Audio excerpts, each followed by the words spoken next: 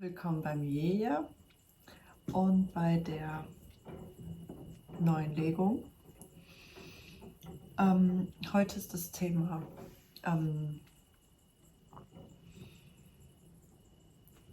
was es in eurer Ahnenlinie für Muster gibt, also Generationsmuster, die jetzt aufgelöst oder erkannt werden wollen oder heilen wollen. Und da habe ich 3 Stapel vorbereitet mit Karten, aber auch mit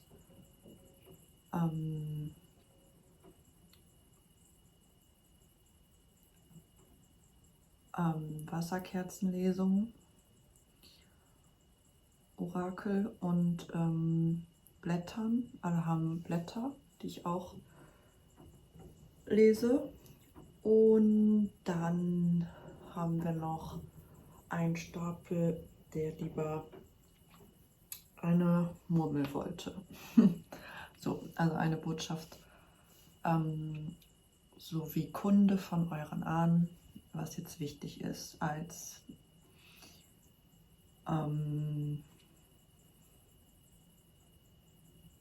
grundlegendes Muster und die Wurzel, die ja, lassen wir uns überraschen. So, dann fangen wir an.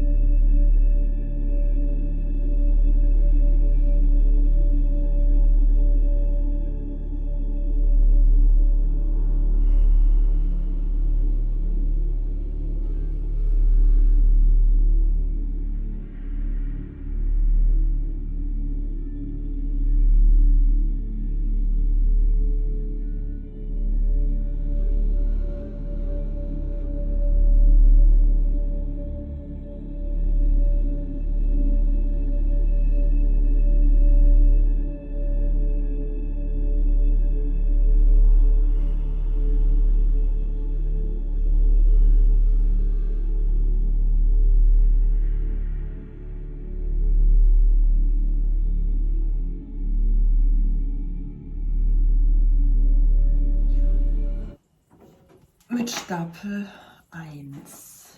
So, ihr hattet das Blatt, habe ich vorhin genommen. Das ist ein Quittenblatt. Und ihr hattet die Schale mit Wasser und der blauen Kerze. Und die Karten.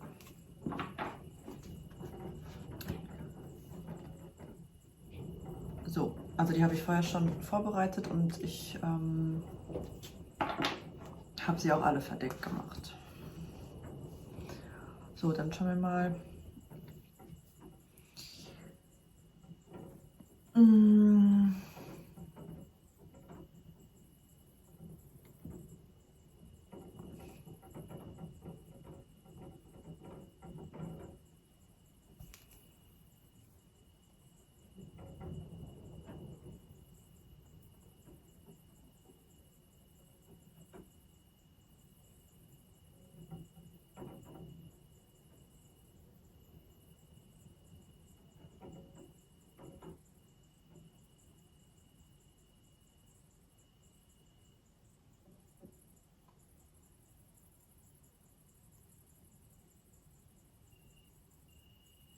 Ich würde gerne mal eure Ahnen rufen oder die jetzt kommen wollen.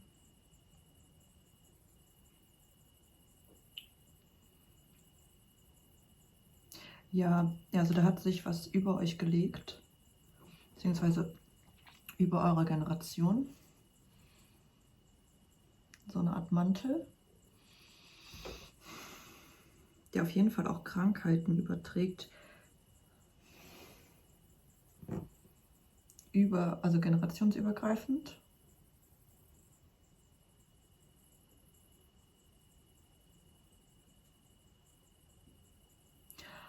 Und ich würde nicht sagen, dass Frauen oder Männer betroffen sind, also es ist beides gleich. Es äußert sich nur ein bisschen anders, aber das grundsätzlich so eine gesundheitliche Komponente. Also als ich euren Stapel gemischt habe,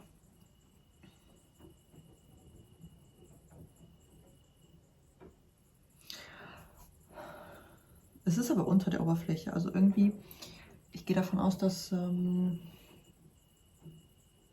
es eher so ein bisschen mystischere Symptome sind. Also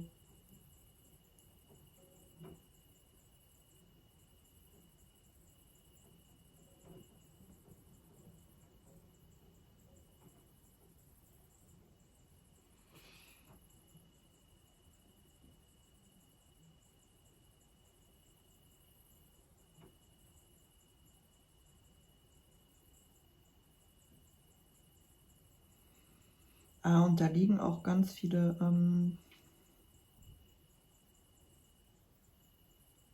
von quasi euren Schätzen, also euren Potenzialen vergraben darunter. Vor allem für die Frauen, also für die weiblichen.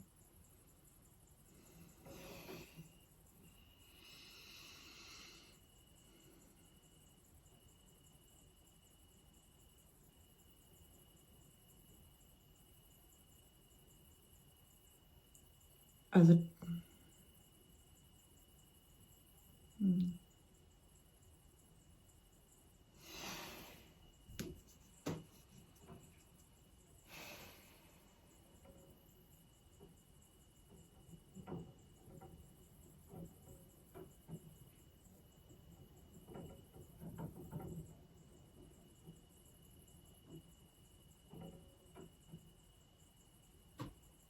ja, das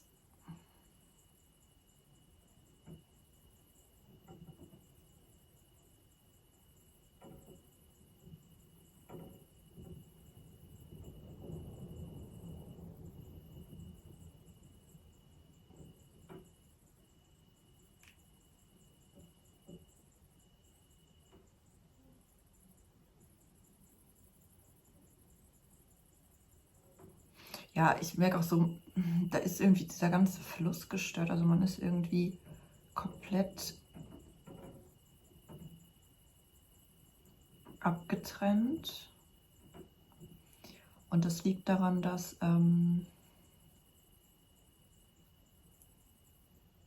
etwas mal passiert ist und es dann quasi übertragen wurde.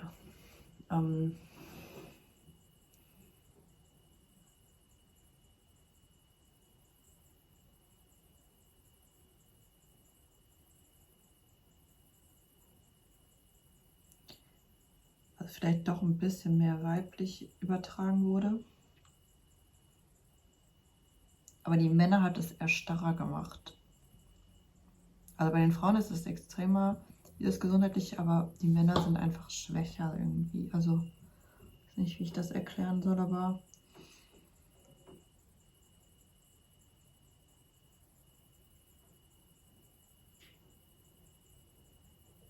irgendwie hat sich da was festgesetzt, so und diese Muster. Wir verbrennen das nachher mal. Ja, wir gucken erstmal kurz in die Karten. Das sind die Achtsamkeitskarten für die Familie extra. Das war ja eure erste Karte mit Just Be. Wenn dein Kind aufgekratzt oder wütend oder die ganze Familie völlig gestresst ist, stoppt einfach mal alles, was ihr tut und haltet gemeinsam inne. Setz dich zum Beispiel mit deinem Kind hin, nimm es in den Arm und sei einfach nur da. Dann könnt ihr in Ruhe zusammen überlegen, was euch jetzt gut tun würde. Indem ihr aus dem Hamsterrad aussteigt und achtsam füreinander da seid, eröffnen sich euch vielleicht ganz neue Ideen und Lösungen. Ja, das ist wie ein Mantel übergelegt, was auch so eine Art Hamsterrad ist. Und es ist vor allem gedanklich. Also ich sehe da jetzt weniger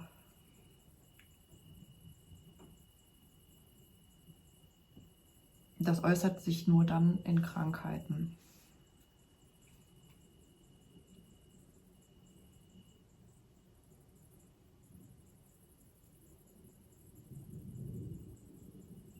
ja, was euch gut tun würde. Irgendwie ja, darüber wird gar nicht so nachgedacht. Also, weiß nicht. Also hier steht auch ganz klar mal ein Stopp. Wir gucken mal. Und dann noch die war dabei. Enjoy the small stuff. Achtsamkeit, also die kleinen Dinge genießen. Achtsamkeit kann man mit Kindern eigentlich immer üben. Zum Beispiel beim Zähneputzen. Wie fühlt sich die Zahnbürste im Mund ein? Wie riecht und schmeckt die Zahnpasta? Was hört man beim Putzen? Wenn wir uns voll und ganz auf eine Sache konzentrieren, schaltet das Gehirn alles andere um uns herum ab. Das entspannt und tut gut. Ja, es ist hier ganz viel, zu viele Gedanken, dass man gar nicht mehr richtig im Moment und im Körper auch ist. Genau, weil dieser Mantel an Gedanken das alles überdeckt. Das sind aber alles Familienmuster. Dann noch die Karte.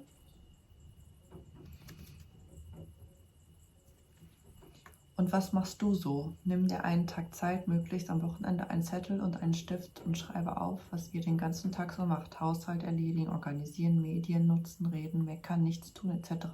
Findest du es gut so? Wenn nicht, ändere es. Du lebst nur einmal und deine Kinder auch. Und das ist es, was wirklich zählt.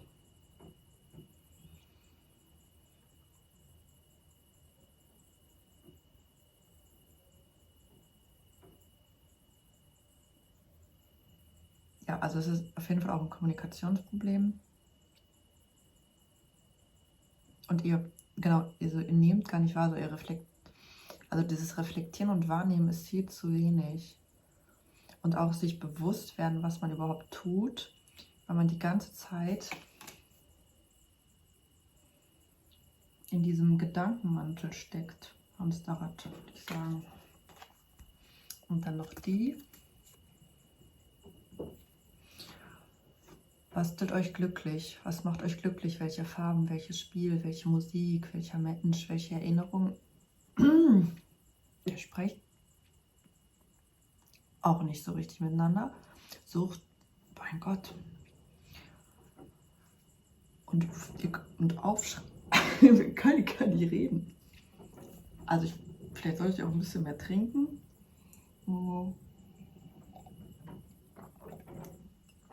Diese Selbstwahrnehmung ist so extrem reduziert, sage ich mal. Was macht euch glücklich? Welche Farbe, welches Spiel, welche Musik, welcher Mensch, welche Erinnerung? Sucht euch aus Zeitungen oder Zeitschriften passende Motive heraus, schneidet sie aus und klebt so eure ganz persönliche Glückskollage zusammen. Alles, was ihr nicht findet, könnt ihr auch malen. Sieht schön aus und macht garantiert gute Laune. Hier ist alles auf jeden Fall sehr praktisch, handwerklich, aber auch reflektieren. Und ich würde sagen, das sind wichtige Sachen, die eure Ahnen auch, so wie ihr zum Beispiel dieses Muster auch heilen könnt, indem ihr diese Sachen auch einfach mal macht und dieses Bewusstsein habt, weil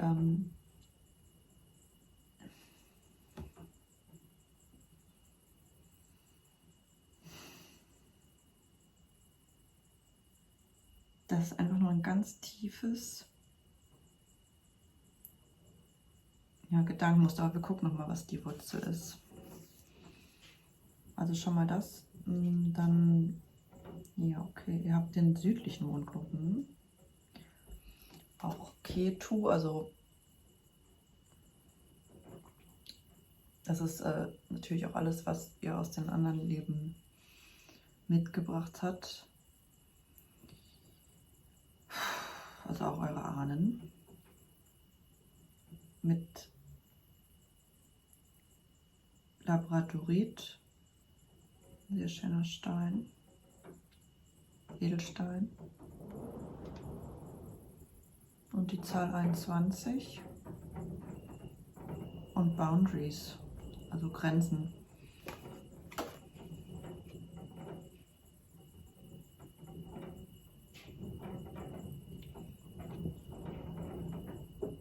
Ja, also ich denke, diese ganzen Gedanken kommen rein, weil ihr irgendwie alle in eurer Generation gemein habt, dass bestimmte Grenzen,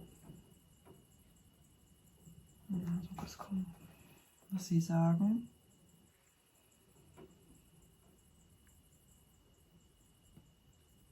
Also in der Familie gab es mal eine Situation,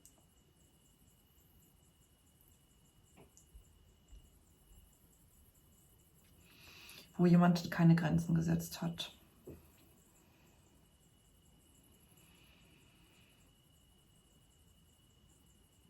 Ja, und das hat dazu geführt, dass die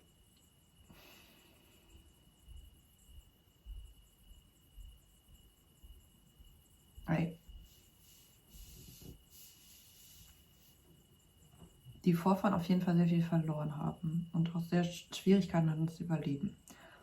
Und das sitzt irgendwie so tief drin,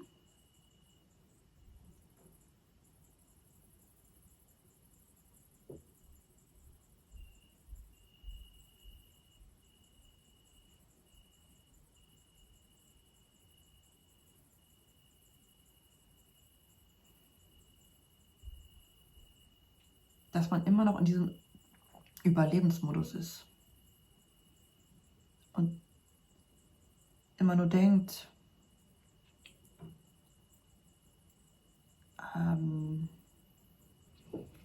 ja, okay.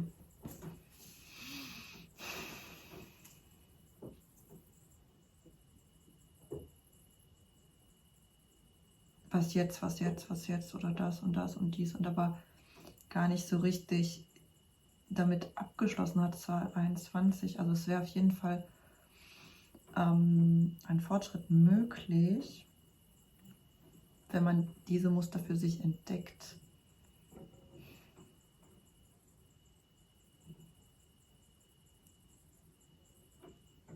Und wenn die Grenzen wieder an die richtige Stelle gesetzt werden. Weil da hat jemand die Grenzen in eine ungesunde Richtung verschoben, ohne dass es nötig war. Ich weiß jetzt nicht warum. Vielleicht war es auch nötig oder mal sehen, was die Karten vielleicht noch sagen.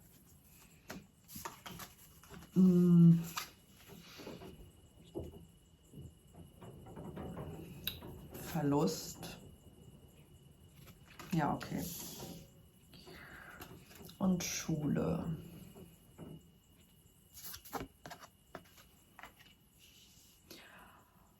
Ja, okay. Das ist damals passiert, weil jemand einen Verlust hatte, mit dem man nicht umgehen konnte und es musste irgendwie weitergehen.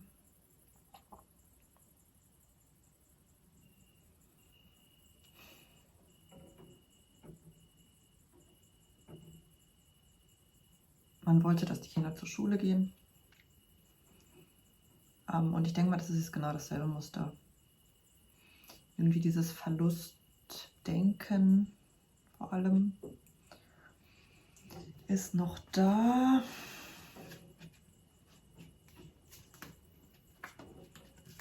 Ja, schauen wir mal weiter. Ja, Widderenergie.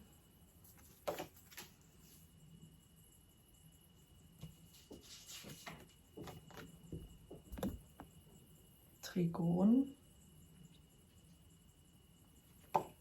Unterstützung und Inspiration. Ja, das sind auf jeden Fall diese Sachen, die ich vorher vorgelesen habe. Das ist eine ganz klare Botschaft, dass ihr die umsetzen sollt. Mit der Widderenergie auf jeden Fall aktiv werden sollt. Und ihr habt Unterstützung und Inspiration dadurch. Bekommt ihr auch nochmal neue. Also das ist so löst sich dieses Hamsterrad auf, indem man eher die praktische Seite und die bewusste Wahrnehmung schult.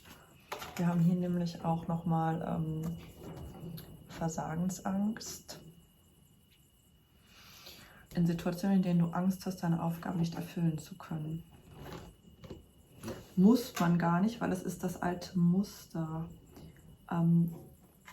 Vor etwas Versagensangst zu haben und noch nicht mal zu wissen, warum, weil man gar nicht richtig guckt. Also wenn man nur immer denkt, dass man das nicht kann, aber das ist dieses ihr guckt gar nicht, kann ich das nicht? Oder was habe ich überhaupt gemacht? Oder was sind meine Fähigkeiten?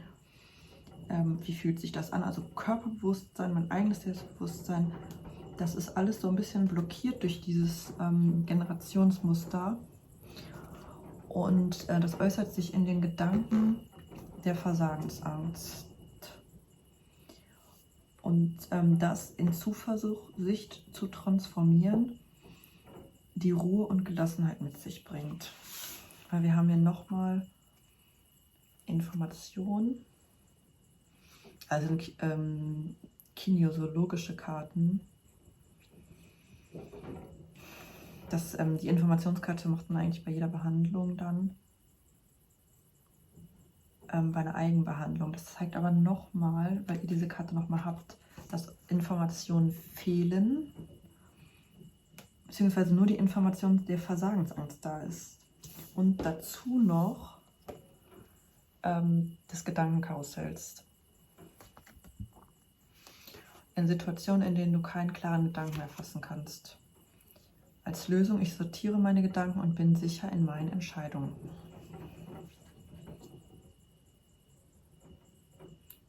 Ja. Also, ihr habt, da ihr weder das aufschreibt noch darüber nachdenkt, irgendwie nicht so den Zugang dazu habt oder das nicht bewusst seid, kann diese Information ja auch nicht mit was anderem ersetzt werden. Ja, hier ist nochmal, Seraphim ist auch Gedanken. Zahl ist 21, genauso wie Ketu, also südlicher Mondknoten, wo man herkommt. Ja, das ist jetzt sehr eindeutig auch gesagt, es sind Gedanken. Du bist mit den Seraphim verbunden, achte auf deine Gedanken. Du solltest etwas verändern. Ja. Ihr habt auch die blaue Karte, Kerze, die passt gut dazu, ne? Ja, genau. So. Gucken wir noch ein bisschen mal weiter. Nochmal hier. Ja, das machen wir nachher. Dann haben wir die Surrender-Karten, die Hingebung, Nachgebungskarten, Frustration, also gib die Frustration auf oder gib dich ihr hin. Beides am besten. Frustration öffnet keine Türen, ja. Ich sage ja, ihr seid in dem Verlust geblieben und dann kam daraus also nicht ihr, also eure Vorfahren, ja, daraus kam die Versagensangst, weil natürlich diese Frustration keine Türen öffnet. Die Schlüssel, um ein Dilemma zu lösen oder eine Blockade zu lösen, ist ja, deshalb auch die Achtsamkeitskarten hier, das sind alles körperliche, praktische Sachen, besteht darin, durchzuatmen, sich selbst wieder zu zentrieren, seine Mitte zu finden, also in seine Mitte zu gehen und sich neu zu gruppieren.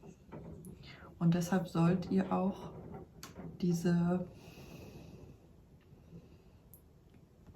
praktischen Sachen machen, aktiv, um zu sehen, wie sollt ihr euch denn regruppieren. Und dann ist es wahrscheinlich möglich, dass ihr auch viel ruhiger an die Situation dran geht. Ohne Gedankenkarussell, ohne Versagensangst. Genau, und Center ist halt auf jeden Fall nochmal Erdung, ne?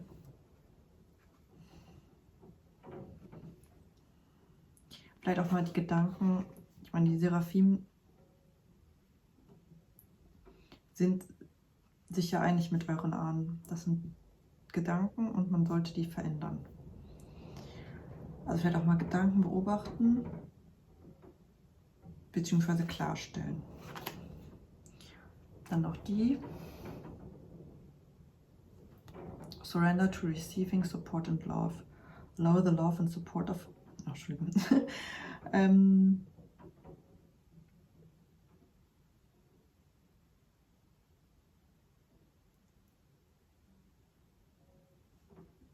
ja, also sich zulassen, auch mal Unterstützung und Liebe zu empfangen. Lasse die Liebe und die Unterstützung von anderen hinein, anstatt alles selbst zu versuchen.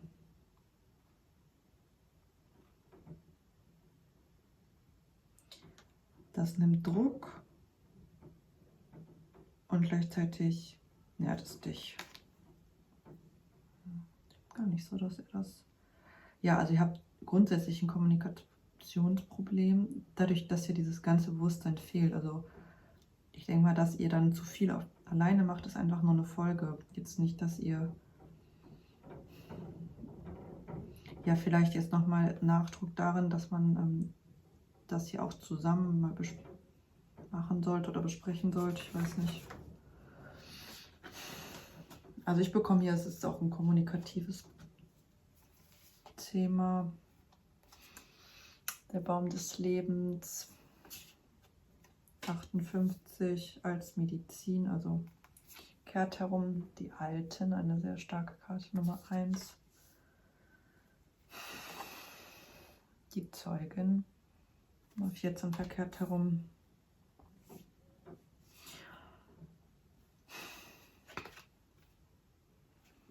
Und von den Maori, ja, den Ureinwohnern von Neuseeland, Pukeko, das gesellige Sumpfhuhn, verbinde dich mit der Gemeinschaft, ja. Okay.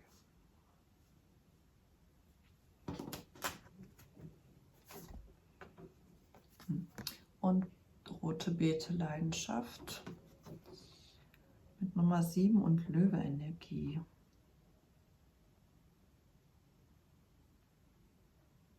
Trank.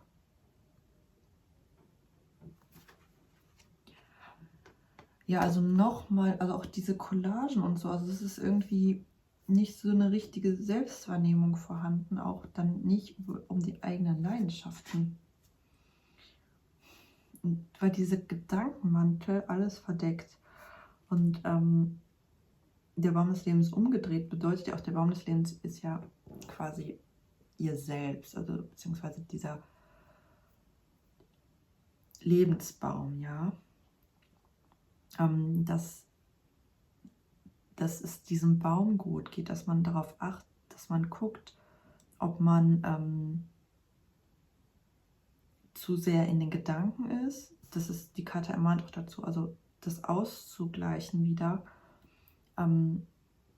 ob die Wurzeln richtig genährt werden, das heißt auch der Körper, das vielleicht auch gemeinsam machen und genau, der Körper, ob der genug genährt wird, ob meine Gesundheit genug genährt wird, ob ich hier das Praktische scheint hier extrem. Also ich merke so, ihr macht was, aber das ist alles nach diesen Ängsten ausgerichtet und den Gedanken. Nicht alles, aber so ist die grundlegende Energie. Und genau.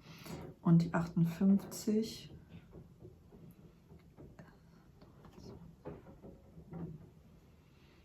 Ja, ist wieder ein Veränderungsthema auch. Aber auch ein bisschen... Ja, es ist auf jeden Fall etwas, woran man arbeiten soll. Also, dass alles nach dem eigenen Herzen ausgerichtet ist. Also ich habe jetzt gar nicht, dass ihr das nicht wisst vielleicht, wie ihr euch mit dem Herzen verbindet. Nur, dass das einfach alles überdeckt ist. Durch so vielen anderen Dingen. Und dass ihr deshalb diese Collagen machen sollt, euch was basteln sollt, was euch glücklich macht. So jeder so seine eigene und vielleicht sich euch dann darüber austauscht, dass man so eine Art Tagebuch macht, was mache ich den ganzen Tag und ob du es gut so findest, also so eine Art Selbstentdeckung auch. Und genau, und dann die Wurzeln, also was brauchst du denn überhaupt, das weißt du dann ja gar nicht, ja, weil man soll sich ja auch in den kleinen Dingen selbst mal fühlen. Wie fühlt sich es an, wenn ich meine Zähne putze? wenn ich mich auf eine Sache konzentriere, dann merkst du ja auch, okay, was brauche ich eigentlich, was nährt mich. Da ist die Wurzel mit gemeint, aber auch die Ahnen, das kommt ja auch mit von denen, ja. Was esse ich gerne? Mehr auf solche Sachen, das ist hier also eine große Möglichkeit für euch, dass ihr, die Alten sind ja immer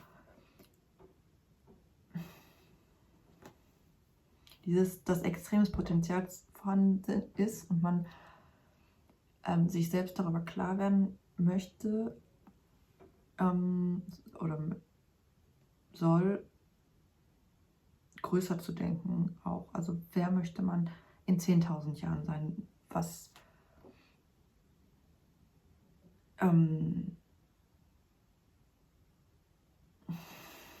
da muss jeder für sich selbst ein bisschen gucken, wie er sich mit den Alten verbindet oder mit den eigenen Ahnen nochmal.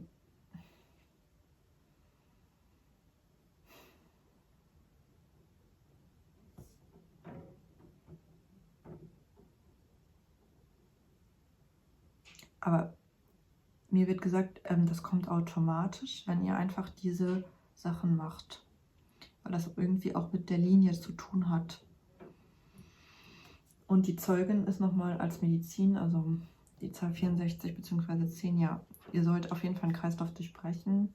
Die Zeugin als Medizin ist halt, dass man beobachten lernt, also beziehungsweise, dass ihr einfach mal, wenn ihr vielleicht auch diese Sachen schreibt, so tut, als würdet ihr jemand anderen beobachten. Also so ganz, dass ich hoffe, ihr könnt, also ich glaube, ihr könnt es, weil ich merke jetzt nicht, dass da irgendwie so ein innerliches Trauma oder ein Verlust oder so ist. Es geht einfach nur um etwas zu erkennen und zu beobachten. Und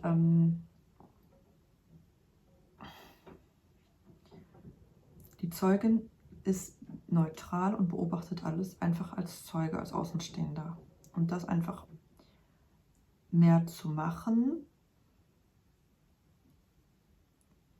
vor allem bei den Gedanken und ja, vielleicht auch, dass ihr euch gegenseitig unterstützt, weil hier haben wir immer wieder dieses Gruppenthema auch, darin unterstützt, sich selbst auch kennenzulernen irgendwie. Und das auch vielleicht mal als neutral zu beobachten. Vielleicht wird das immer als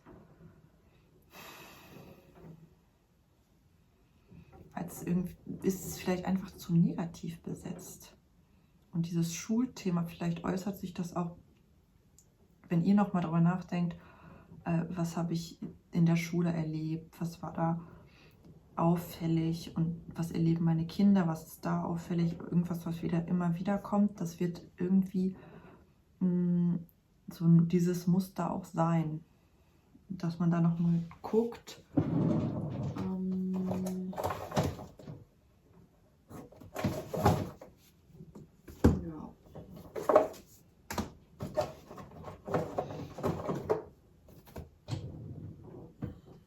Ich lese nochmal den Pukeko vor.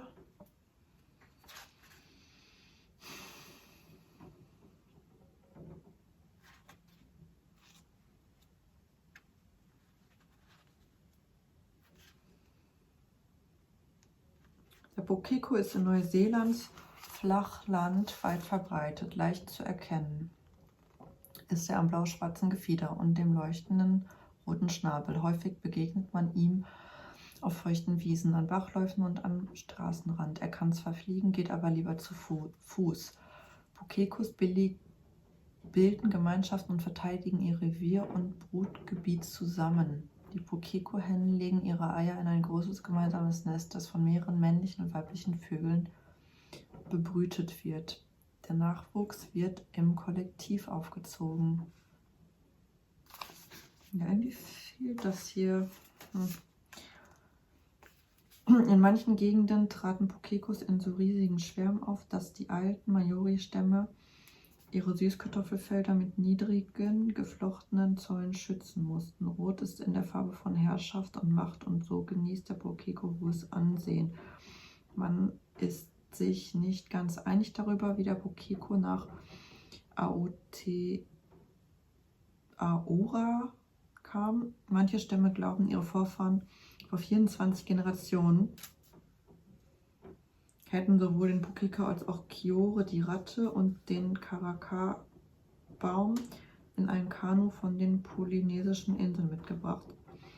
Auch wenn der Ursprung des Pukeko mythischer Natur ist, so war es ganz gewiss ein Bewohner der himmlischen Sphären. Tawaki, ein übernatürliches Wesen, das als Personifizierung von Blitz und Donner angesehen wird, stieg einst in den Himmel empor, um die 3 Körbe der Weisheit zu finden. Auf dem Weg dorthin begegnete er Pukeko, einem Kind von Punga, dem Sohn des Meeresgottes. Tawaki sprach zu Punga: Reiche mir dein Kind, damit ich es aufziehe. Punga war einverstanden und gab ihm Pukeko. Tawaki aber hatte sich gerade mit der Axt in die Hand geschnitten. Er schmierte von dem Blut etwas auf die Stirn des Kindes als Zeichen der vollzogenen Adoption und weil jeder sehen sollte, dass Pukeko nun unter seinem Schutz stand. Seitdem haben alle Nachkommen von Pukeko eine leuchtende rote Stirn und einen grellroten Schnabel. Noch heute laufen sie mit ihren hübschen Gefieder in große Gemeinschaft stolz auf den saftigen Wiesen umher. Also ja, das wird 24 Generationen mindestens zurückgehen, was sehr viel ist. Oder immer wieder auftreten im Zyklus von 24, also 24 Tagen, 24 Monaten, 24 Jahren. Passiert immer irgendwas, was das auf jeden Fall verdeutlicht. Und mit der Schule, es kann halt auch sein, dass man natürlich einen neuen Elternteil bekommen hat während einer Schulzeit, also während der Schule.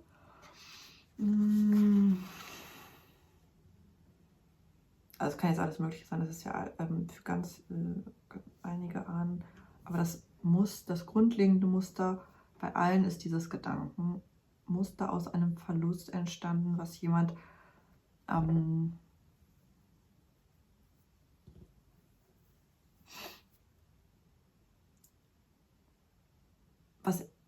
wie soll ich das sagen? Was in der Generation, in der Linie, auch in der DNA also immer wieder weiter vererbt wird, weil niemand das aufklärt. Das heißt, es bleibt in den Zellen und in den ganzen Strukturen gespeichert. Und wenn man sich dann nicht bewusst wird,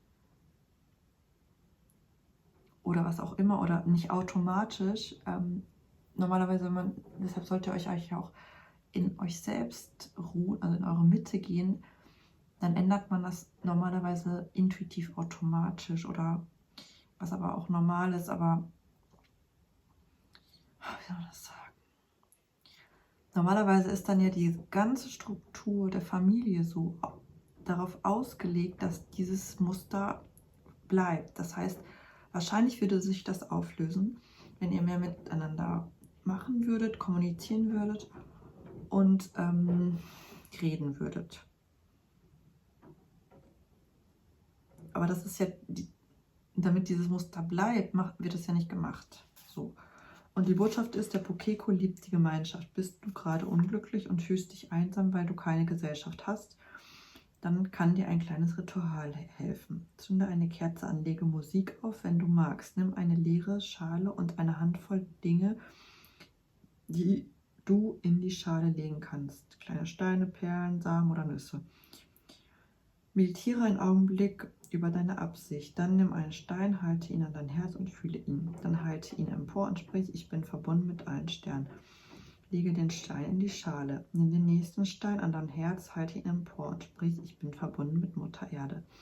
Lege den Stein in die Schale, fahre fort, bis die Schale gefüllt ist.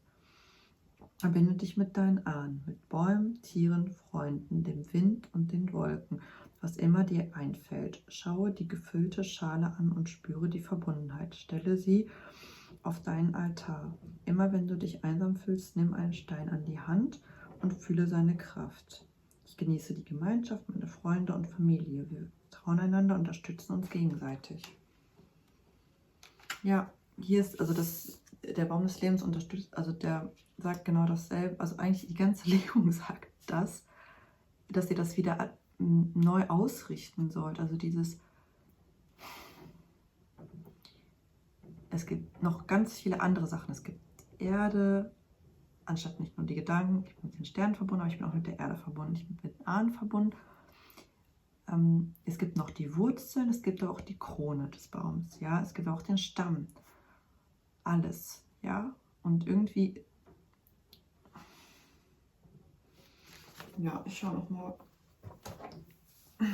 kurz einmal. Ich würfel einmal für euch. Ja, wir haben noch mal Ketu, den südlichen Mondknoten. Es kann sein, dass ihr das auch aus anderen vergangenen Inkarnationen mitgebracht habt.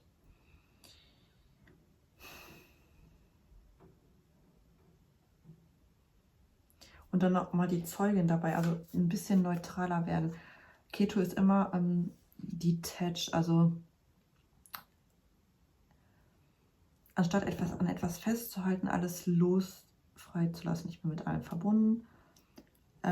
Alles einfach mal loszulassen und sich mit nichts, weder mit den Gedanken noch was passiert ist, zu identifizieren. So, dann habt ihr das zweite Haus. Das ist nochmal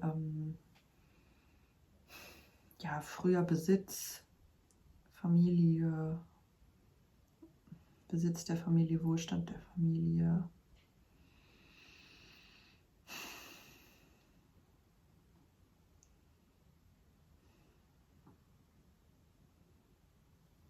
Wie man aufgewachsen ist auch.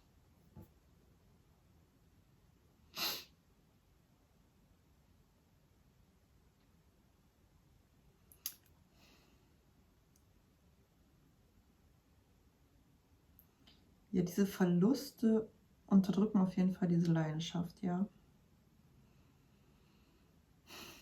Ja, und langsam kommen jetzt auch mal Gefühle hoch, aber dafür müsst ihr euch hinsetzen und das auch verarbeiten, weil diese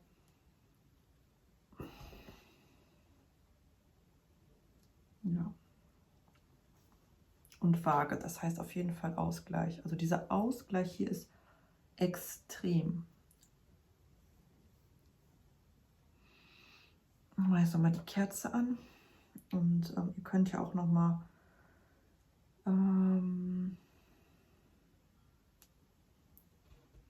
da vielleicht ein bisschen reingehen in der Zeit.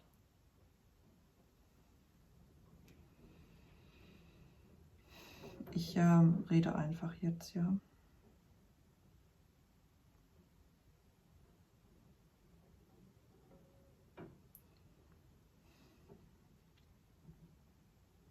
Also es war eine männliche Person auf einem Pferd, die hat eine sehr große Enttäuschung erlebt.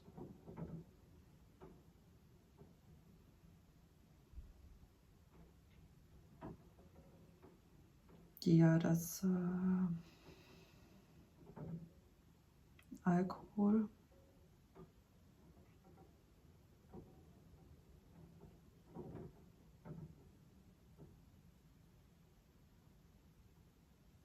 ertränkt hat.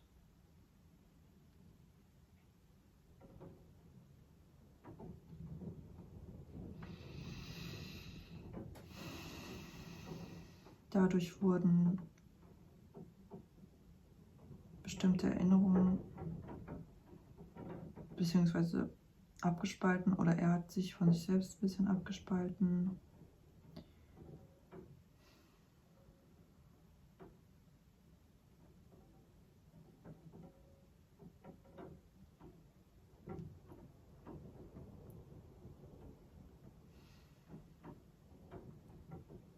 Und von seinen Gefühlen und auch von der Welt an sich. Und dieses Muster ist noch drin.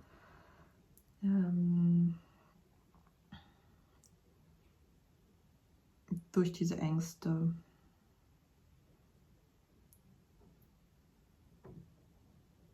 Es ist einfach zu starr. Es wird wahrscheinlich dann auch helfen, wenn ihr einfach mal diese Gefühle alle fühlt. Dadurch, dass ihr vielleicht diese Achtsamkeit macht, dieses Schreiben, diese Collagen. Aber ihr müsst aktiv da auf jeden Fall dran gehen und das aktiv ausgleichen.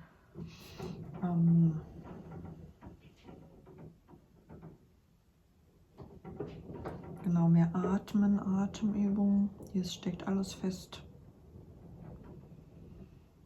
Ich habe so indirekt ist das dann auch vielleicht die Lymphe oder die Blutbahn, die betroffen sind. Das ist alles still, ein bisschen mehr trinken dann auch vielleicht. Gemeinsam mehr trinken. Ihr wolltet keine Heilpflanzen, aber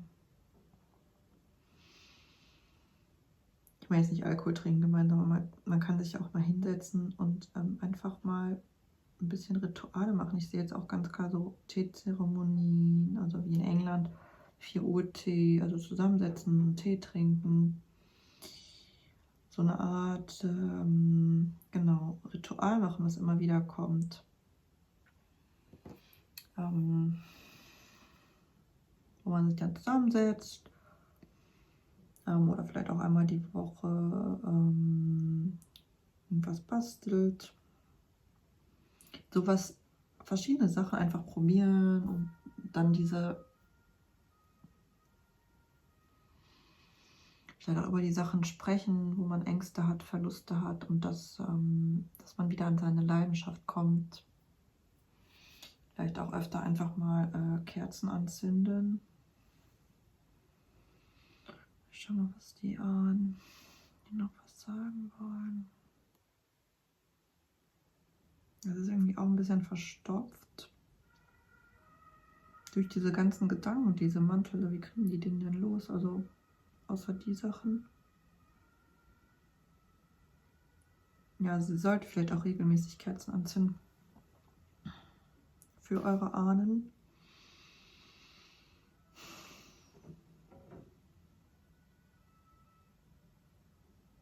Vielleicht auch dann zusammen, wenn ihr mehrere seid.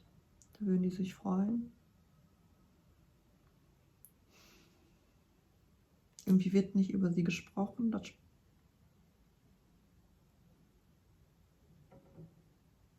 Es wird irgendwie generell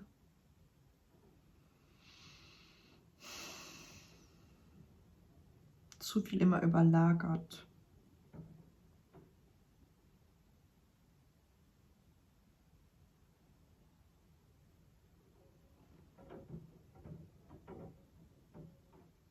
Aber irgendwas möchte sich weiterdrehen.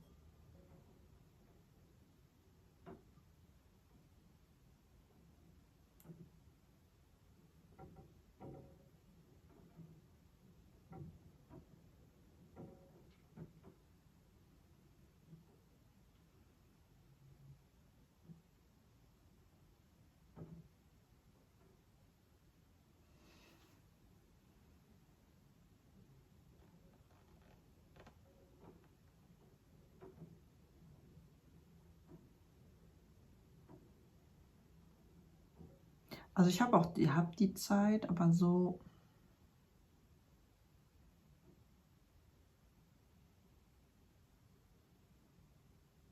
das ist so diese Gedankenfalle.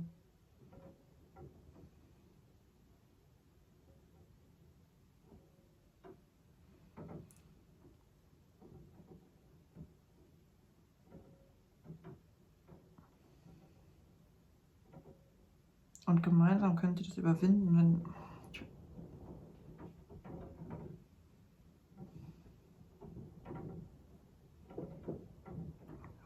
ich habe das gar nicht, dass man das alleine machen muss oder so. Das sagen sie auch nicht. Das ist ja wahrscheinlich auch bei jedem verschieden, aber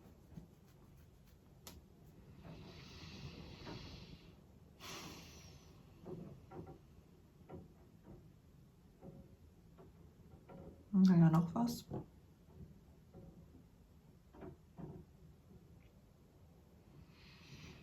Irgendwas mit einer Tür.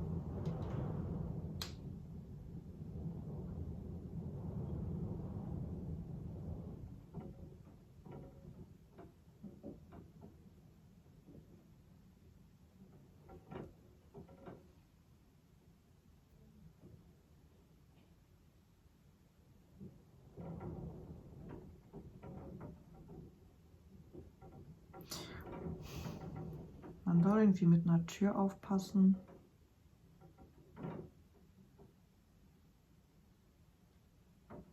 Eingangstür.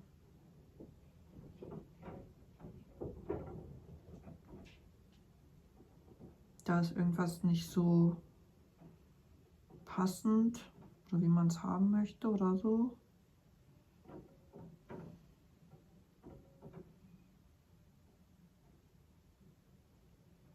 Und wenn schon die Eingangstür so ist, dann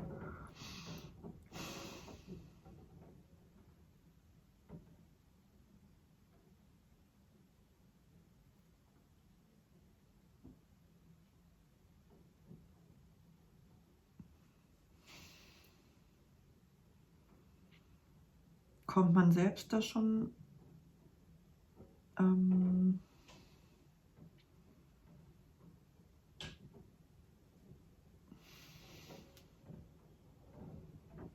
in so eine Art anderen Stimmung rein oder nimmt dieses Muster direkt auf, weil diese Eingangstür hat irgendwas, was an diesen Vorfall erinnert und an diesen Verlust. Irgendwas darin, aber ihr merkt das, wenn ihr sie selbst betrachtet und auch das anwendet,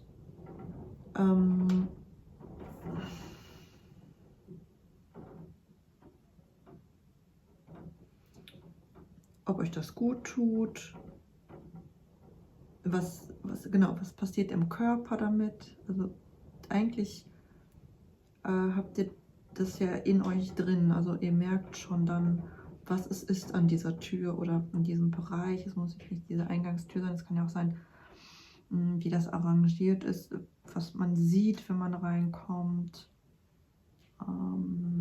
dass man da auch dran übt, was macht euch glücklich, welche Farbe, welches Spiel, welche Musik. Genau. Dass ihr vielleicht da überhaupt mal auch durchs Haus dann geht oder ihre Wohnung und dem ein bisschen mehr Aufmerksamkeit gebt.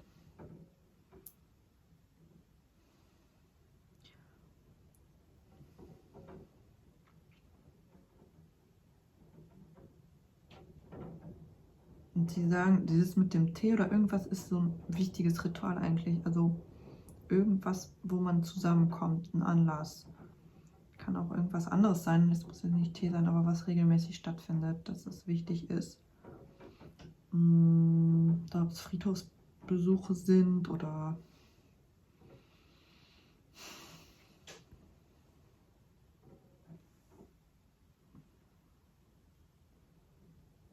ja, ist jetzt schon besser.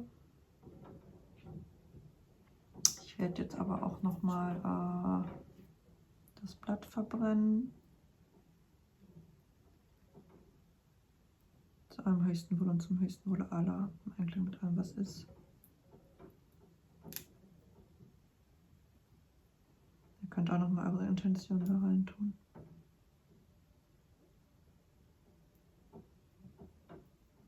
Ja.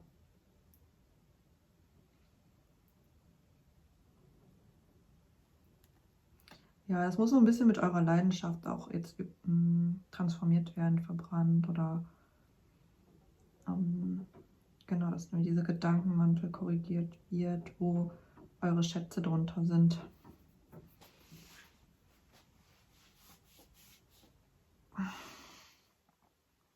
Ja.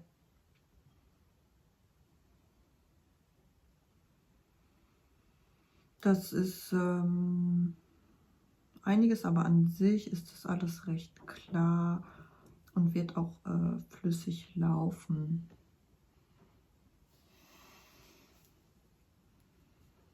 Das ist nur einfach ein bisschen, wenn man eine Sache macht, ist das wie so ein Dominostein und bei euch läuft es dann. Also es ist eigentlich sonst alles in Ordnung, sondern, also das heißt nur, ne? Also das wird auch ein bisschen dauern, diese Rituale und alles zu machen. Aber ob sie noch was sagen? Wir sind eigentlich zufrieden. Sollt noch ein bisschen aufpassen. in der Zeit.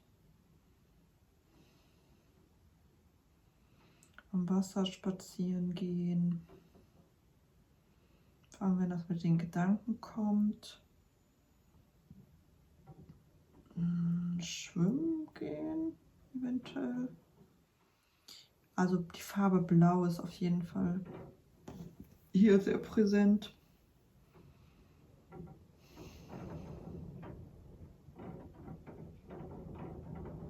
Ja, das Feuer ist stark und da, also alles ist gut, sonst.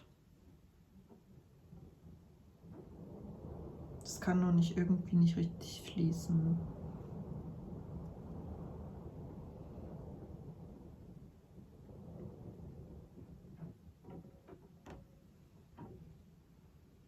Aber mit den Gedanken ist das alles dann okay.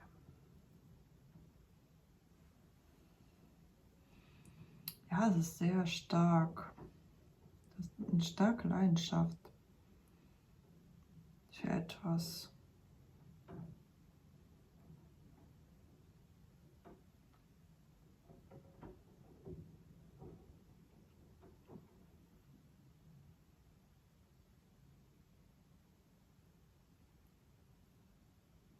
Und das wird auch alles verbrennen, das wird alles in Fluss bringen, wenn ihr was mit Lymphen habt oder irgendwelche anderen Krankheiten. Warum ich immer ihr Schwimmen habe oder so. Irgendwas, was mit Wasser oder Seen zu tun hat.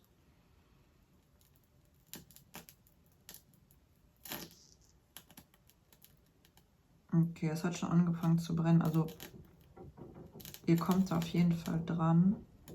Oder die Bahnen sind jetzt frei. Und das war jetzt auch lang. Also ich wünsche euch viel Erfolg. Tschüss. So, Stapel 2. Ihr hattet das Blatt und das und diese Karten. So. Dann schauen wir mal. Auf jeden Fall mega Durst. Die erste Legung war mega lang.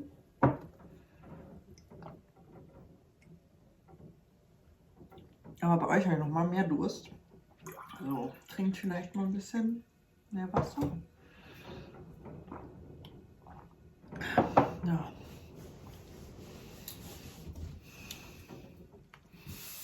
So, also was wird dann bei euch durch? Was ist die Generation?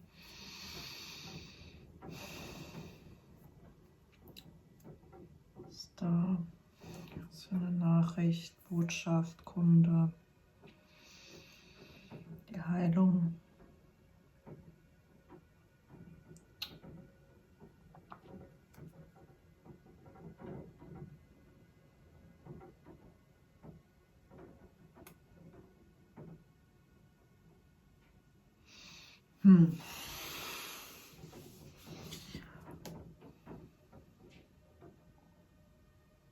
Irgendwas an der Spitze ist faul.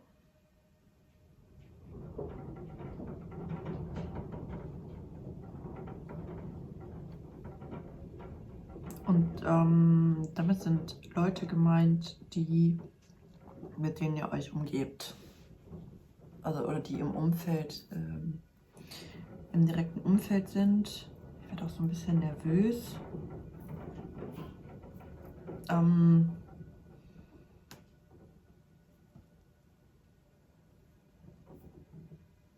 Also an der Spitze.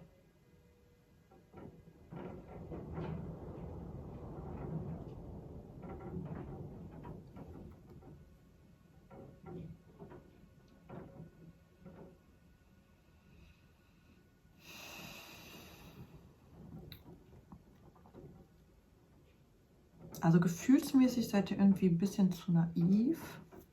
Ja, an sich ist alles rund, aber innerlich habt ihr auch dieses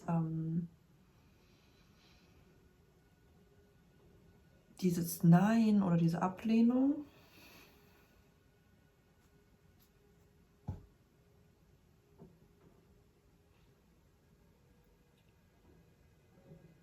Und dadurch, dass es im Innern bleibt, ist es dann an der Spitze quasi kaputt. Oder wird kaputt gemacht oder verbrannt oder...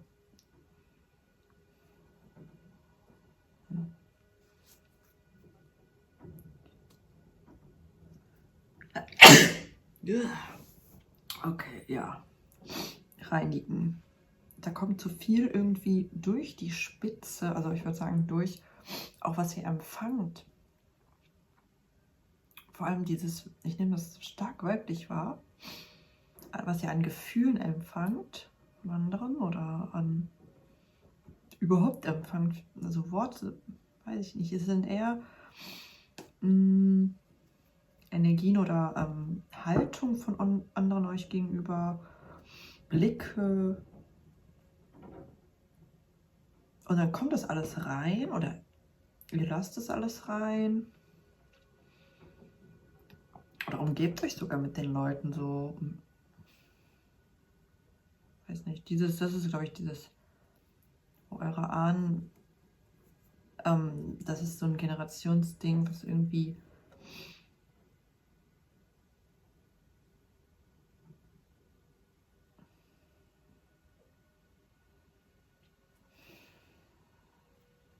vor allem weiblich, also männlich Linie sehe ich jetzt.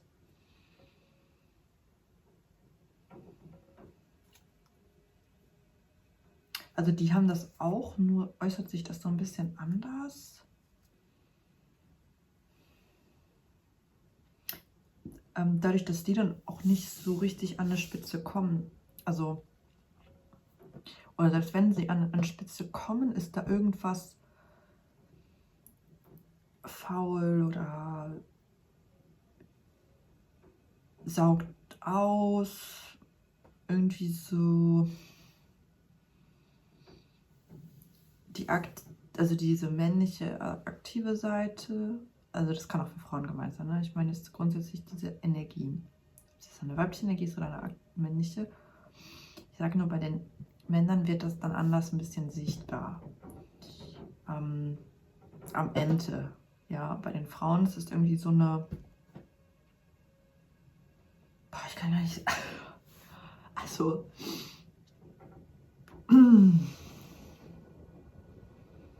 dass sich das körperlich irgendwie alles in Schmerzen auch so ein bisschen... Ja, okay. Wir machen erstmal weiter. Karten. Also den Maori-Karten. Und das sind die Ureinwohner Neuseelands. Ihr habt Rangi. Liebe überwindet den Tod, schaue in die Tiefe deiner Seele.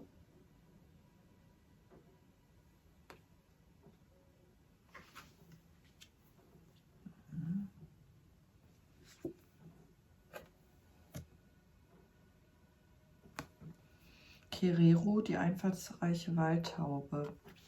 Zögere nicht, ergreife die Chance.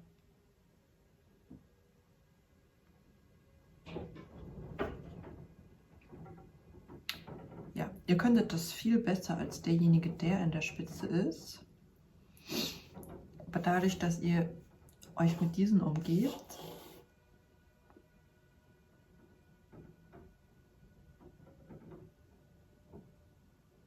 steckt ihr fest.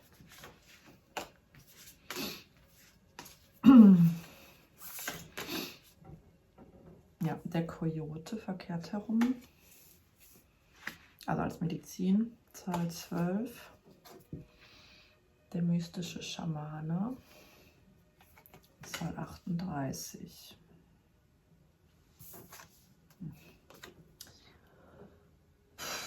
Und der Jäger, Zahl die 27. Ja. Das ist in eurer Linie fest, dass ihr irgendwie... Eigentlich müsstet ihr Umwege gehen oder euch leiten lassen, dahin zu kommen, auf mystischem Weg. Eine Art Rätsel, ja. Und dann kommt ihr da raus und an die Spitze. Genau, die Chance ergreifen, auch wenn sie für euch unsinnig erscheint und Einfallsreichtum erfordert. Und in die Tiefe der Seelen überwindet den Tod. Genau, der Jäger ist auch nochmal als Medizin, das heißt auch nochmal die Aufforderung, es liegt ja eigentlich doppelt, also es sind Umwege und auch ein Jäger geht, also als Medizin bedeutet das so,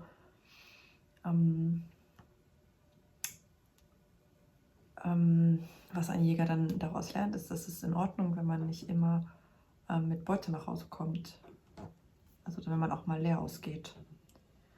Und ja, es ist ganz klar dieses Muster, was durchbrochen werden soll in der Generation, dass das jetzt endlich mal gemacht wird, auch wenn das Umwege sind. Und also ich merke auch, ihr wollt das irgendwie. Sonst würdet ihr das ja auch nicht sehen. Dann Surrender Negative Thinking. Also gib das negative Denken auf oder gib dich dem hin. Also beziehungsweise tauch da ein. Tauche in die Tiefe deiner Seelen. Ja, was soll dieses negative Denken überhaupt? Wo kommt das her? Weil das ist ein Ahnmuster. Du hast die Kontrolle über deine Gedanken. Wenn negative Gedanken an die Oberfläche kommen, sage Danke, dass ihr da seid oder euch mitteilt.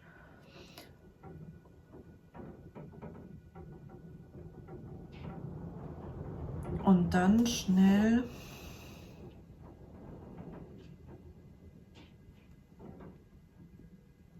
würde ich sagen, das Betrachten, wie es wirklich ist, oder einfach akzeptieren als wieder neutral. Also dass diese Gedanken, die negativ kommen, neutralisiert werden auf jeden Fall. So. Dann habt ihr diese Karte.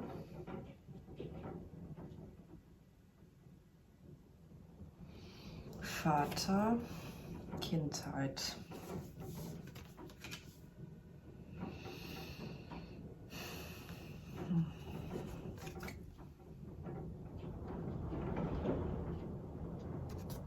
Ängste, Erfahrungen. Ja, das wurde irgendwie über den Vater so weitergegeben,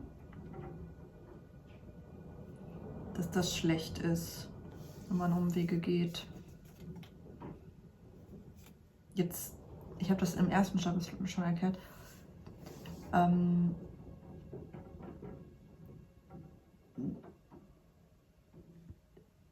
das ist einfach, weil man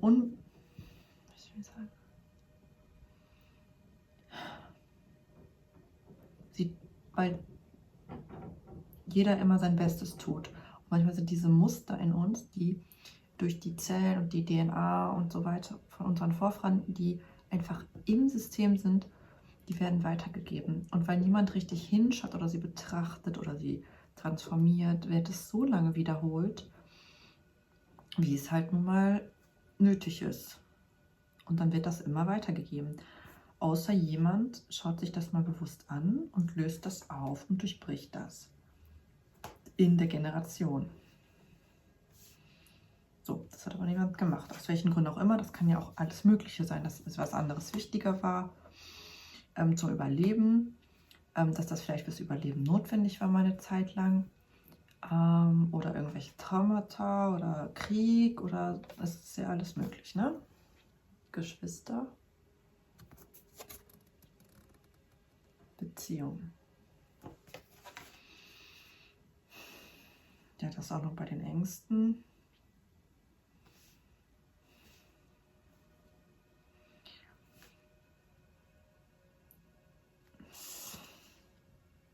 Ja, der Vater arbeitet viel, ja.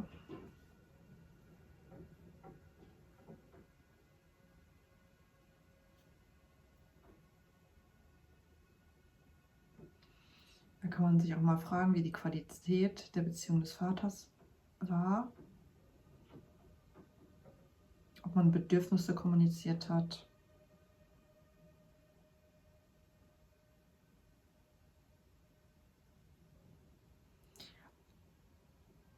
Also ich habe das Gefühl, ihr habt das irgendwie auch nicht gelernt.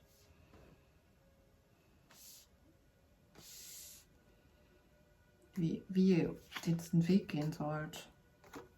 Wir haben auch Lilith, wilde Weiblichkeit.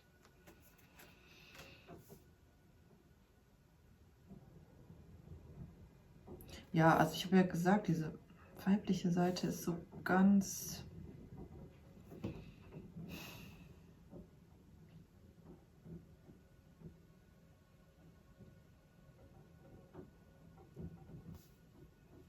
Die nehmen einfach alles auf.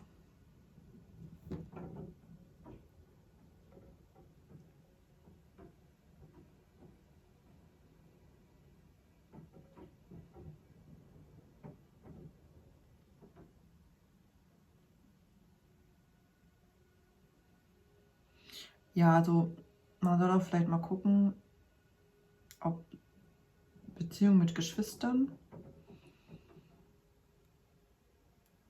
also was man selber glaubt, was man von Erfahrungen mit den Geschwistern in andere Beziehungen mit hineinbringt. Ich meine, es ist jetzt etwas komplex, aber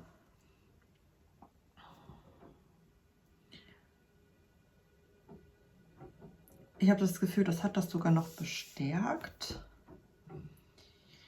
Diese Ängste durch das Verhalten der Geschwister, das ist ja auch klar, sonst wäre das ja in der Generation nicht so verankert, dass das aufgelöst werden musste.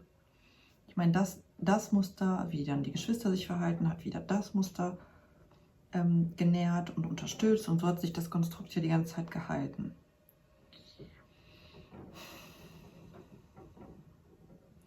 Und das zum Nachteil auf jeden Fall einer Weiblichkeit, einer Mystik, einem anderen Bewusstsein und auch anderen, ja, wie soll ich sagen, also Herangehensweisen einfach.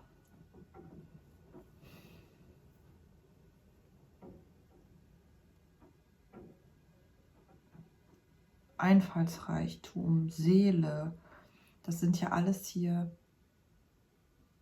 Sachen, die anscheinend negativ besetzt sind, genauso wie wilde Weiblichkeit. Also mich würde das nicht wundern, wenn das eine sehr,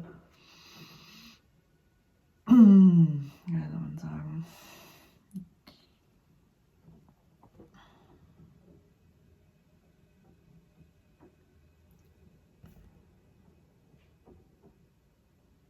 ja, also euren Ahnen gefällt es auch gar nicht. Naja, also wir haben ja noch als andere Karten Schuldgefühle.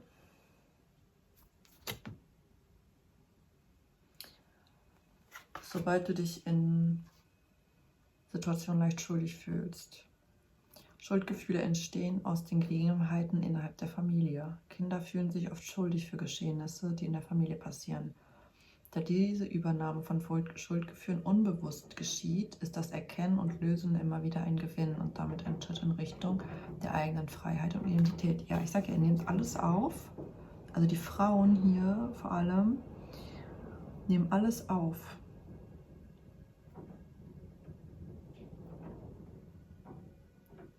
Übernahme von Schuldgefühlen. Also, genau, da kommt auch dieses negative Gedanken. Ich löse mich von eigenen und übernommenen Schuldgefühlen. Es ist vorbei und ich bin frei. Eifersucht.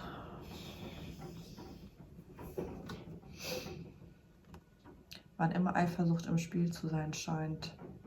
Eifersucht ist eine Emotion, also Reaktion, in der die Angst, einen Menschen oder seine Aufmerksamkeit und Zuneigung zu verlieren, dominiert. Eifersuchtsgefühle sind verheerend in ihrer Wirkung, und zwar sowohl bei dir als auch bei den betroffenen Menschen. Daher wirkt die Anwendung dieses Punktes wohltuend und erleichternd.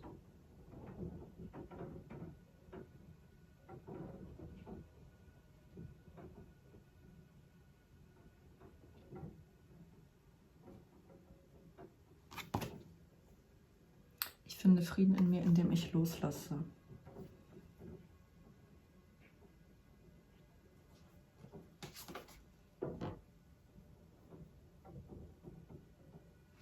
Ja, also die Zuneigung des Vaters, der Geschwister, also irgendwie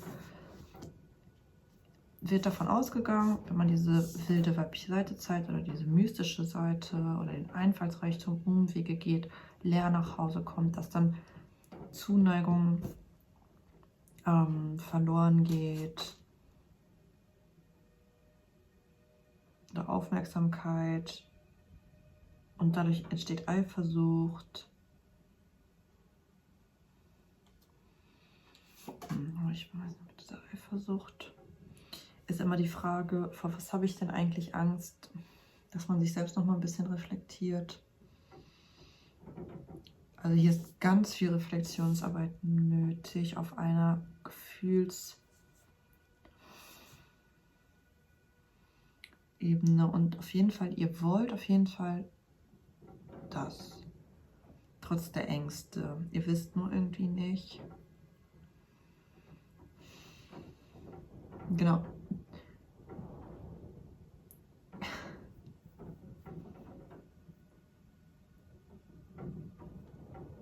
Naja, ich gucke, was ihr wollt, glaube ich. Also die Seraphim 22.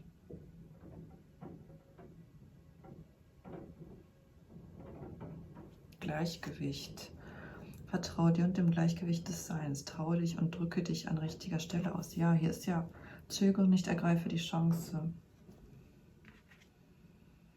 Und 22, das ist vertraue dir.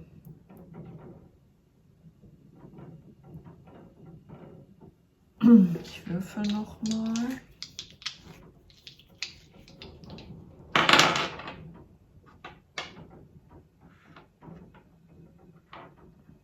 Jungfrau Energie. Da muss was geordnet werden, sortiert, aber auch eventuell mehr mit der Natur gearbeitet werden. Kräutern, genau, dieses ganze Mystische interessiert euch auch. Und dieses Weibliche, dieses empfangende, gefühlsmäßige, natürliche. Aber das wird irgendwie immer alles runter. Ihr wisst gar nicht genau warum. Ich weiß nicht, ob diese Struktur jetzt noch da ist. Aber ich nehme eigentlich wahr, dass die Wege frei sind. Also es sind nur eher diese Gedanken und dieses ganze Schuldgefühl oder andere Gefühle, die ihr aufgenommen habt, von denen ihr euch einfach mal lösen müsstet. Genau, mit Wasser trinken. Traue dich und drücke dich an richtiger Stelle aus. So, 8. Haus, genau, das ist immer schon das 8. Haus. Das mystische Haus. Skorpion. Nochmal genau, schau in die Tiefe deiner Seele mit dem 8. Haus, auf jeden Fall. In deine Seele, in deine Wildheit, in deine Weiblichkeit, in deine weibliche Urkraft.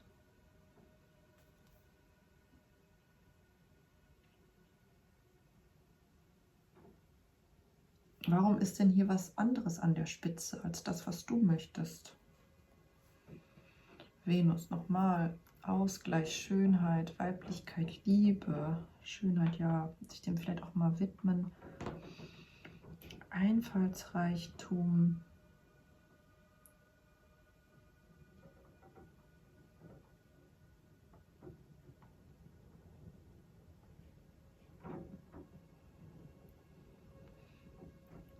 Also ihr habt das, ich habe nur, dass sich da hier einfach auch im Magen und alles ist einfach,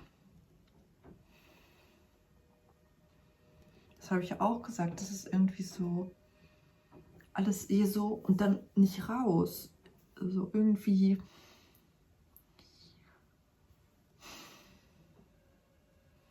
durch diese Ängste, Schuldgefühle, also einfach fühlt das auch einfach mal oder lasst das raus. Mystisch in der Art und Weise, die euch am meisten nährt.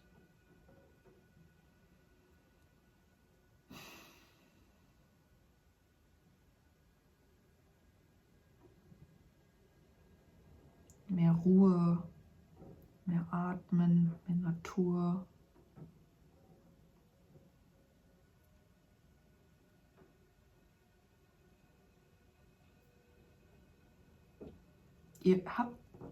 Also sie sagen mir auch, ihr habt schon die Idee und die Vorstellung. Ihr habt nur dieses panische, nicht das panische, aber dieses direkt, dass die Gedanken kommen.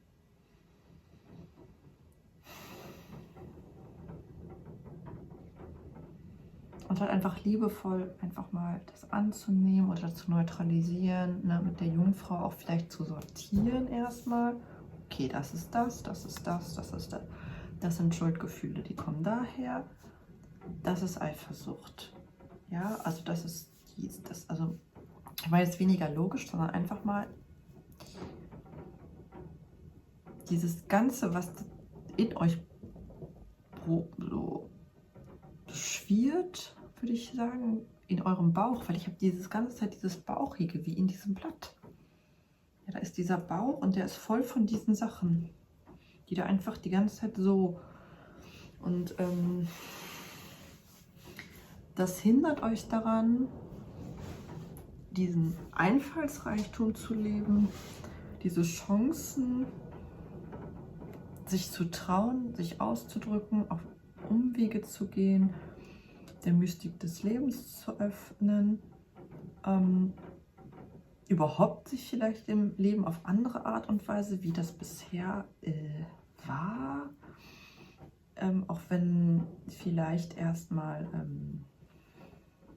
wenn man erstmal leer nach Hause geht, wenn da erstmal ein scheinbarer Rückschritt ist durch den Kojoten, der bringt dich ja auf Umwege dahin, die auch unangenehm sind, wo man vielleicht erstmal alles verliert, wo man denkt, man kommt eh nie an, ja, der ist ja zu deinem höchsten Wohl, also das heißt, die Umwege, da sind Umwege, aber die sind da, damit Klarheit entsteht über dieses Ganze, was da aufgelöst werden soll, was in euch ist, was ihr wahrscheinlich auch als Thema in euch habt, unabhängig, weil es hat ja immer einen Grund, wenn wir in diese Generation reinkommen. Das heißt, ihr habt selbst auch sehr viel davon, wenn ihr das auflöst und heilt, was da in eurer Ahnenlinie ist. Ich gucke jetzt nochmal mit der Murmel, was die sagen, und sage dann einfach, was die sagen.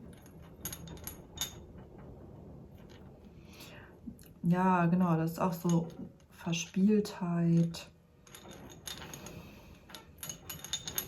Tanz, so eine Sehnsucht danach, nach diesem wilde Weiblichkeit, also was wirklich im Schatten liegt, der Gefühle, das einfach immer wieder runtergeschluckt wird. Und das möchte ausgedrückt werden und ihr möchtet auch eigentlich so viel mehr ja, mit den Ahnen auch was machen oder für die was machen oder sei es jetzt irgendwie so ein Altar oder alte Rezepte von denen oder und sie sagen, das sollt ihr auch oder auf den Friedhof gehen oder den Garten machen oder so und das ist einfach auch ein wichtiger Schritt für eure Chancen und wo ihr hin wollt. Also auch wenn das erst irgendwie sinnlos erscheint, durch vor allem, weil man denkt, oh, man geht leer raus oder so, weil diese typische Sicht ist, auch das bringt doch eh nichts, also dieses männliche Ding da, dieses, nicht männlich, ja, dieses Rationale, nicht rational, rational ist das ja noch nicht mal, aber irgendwie schon, ja, dann sagen sie noch, ihr habt eigentlich voll viel Humor, aber dass das irgendwie eher ausgelaugt seid, so. Ich merke auch, in euch ist so richtig viel Müll von anderen. Und dass ihr euch auch mal ein bisschen schützen sollt. In dem Sinne, das habe ich ja am Anfang gesagt, dass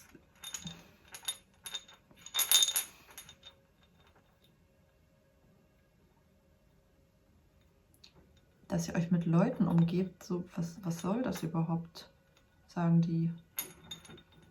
Also was bringt denen das, was bringt euch das? Also das ist einfach sinnlos.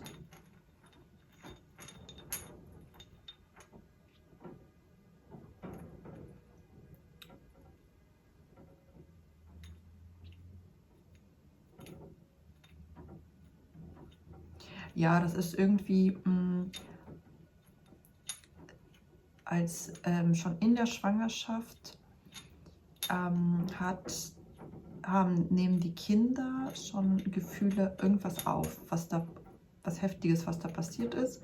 Und dann haben die das in sich. Und dann handeln die danach und wissen gar nicht, wo das herkommt. Das ist so ein bisschen so eine Art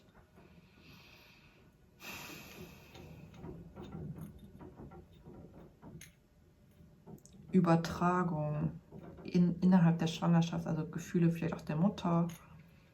Und die äußern sich dann, also, aber das passiert immer wieder in der Linie, das heißt, die Situation wird immer wieder erzeugt. Und dann ist die Mutter aus dem Gleichgewicht oder nicht in der Liebe oder so. Und dann, es passiert ja immer, ne? Irgendwas in der Schwangerschaft. Aber ich sag mal, das ist dieses Muster, was immer wieder dann auch in der Linie bleibt und dann so weiter Bestand hat. Ich meine, ihr könnt ja auch mal einfach fragen, wenn das geht, so wie die Schwangerschaft war, oder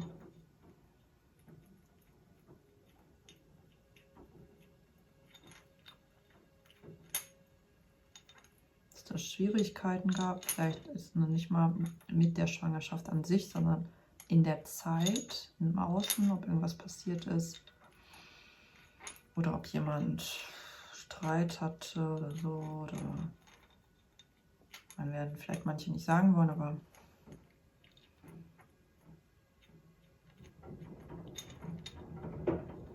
ich nehme ganz klar wahr, so im Embryo-Stadium halt, das kann auch sein, dass ihr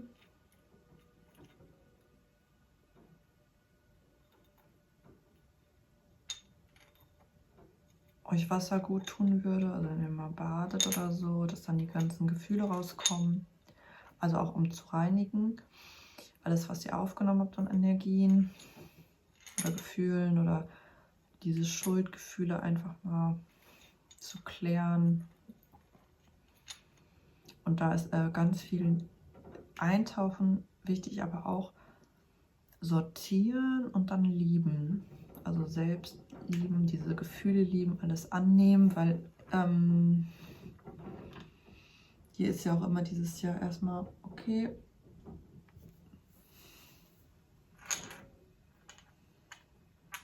da ein bisschen wieder Kontrolle zu bekommen. So. Und jetzt, ja, lasse ich euch damit. Also, nee, ich kann noch hier noch mal gucken, ob die noch was sagen wollen.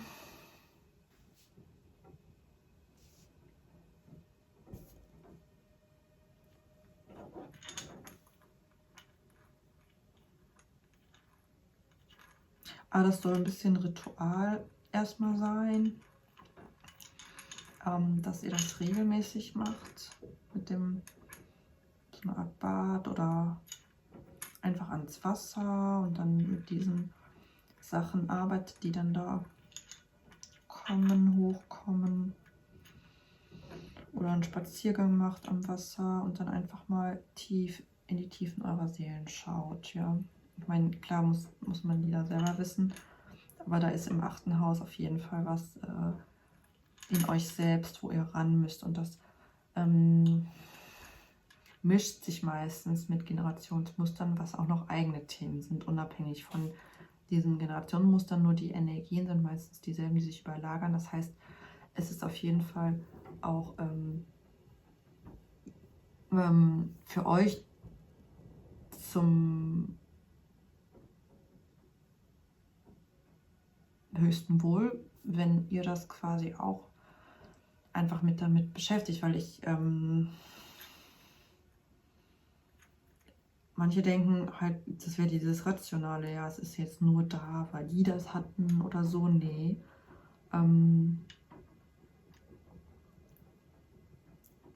Ihr habt mit dem Thema auch irgendwo eine Verbindung oder habt die Fähigkeit, das aufzulösen oder wollt das auflösen oder wollt ihr noch was lernen in dem Prozess, dass ihr das auflöst, ja. Also das ist wichtig für euren eigenen persönlichen Weg und das ist auch dieses Vertraue dir. Dass man dieses Vertrauen wiederfindet. So, viel Erfolg euch. So, Stapel 3. Ja, ihr hattet den Stapel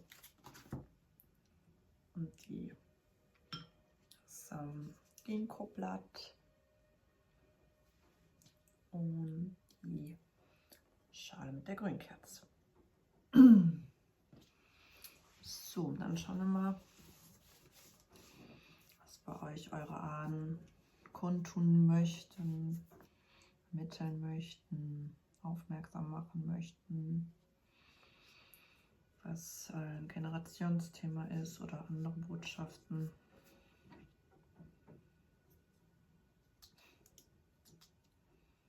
Und eine starke Aufforderung, mehr zu spielen oder was euch Freude macht.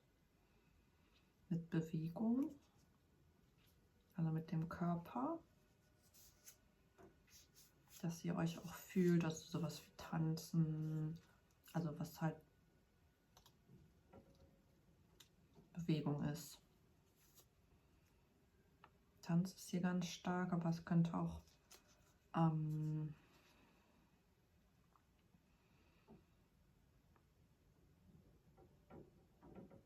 Spazieren sein, vor allem im Herbst. Hier sowas wie Drachensteigen oder sowas mit Laub, also im Laub springen. Ich weiß nicht, ob ihr das schon mal gemacht habt. Also sowas halt. Wie sowas. Dann, es geht ja um ein Muster. Weiß nicht, ob da jetzt was aufgelöst werden soll oder was da jetzt heilen soll oder Aufmerksamkeit möchte, aber es ist schon so.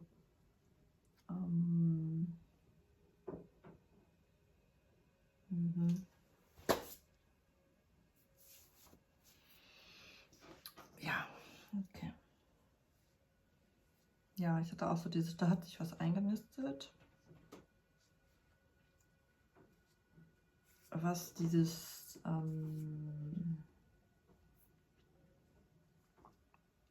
Selbstausdruck ein bisschen trübt. Also dieses, nicht Selbstausdruck, also schon auch Selbstausdruck, aber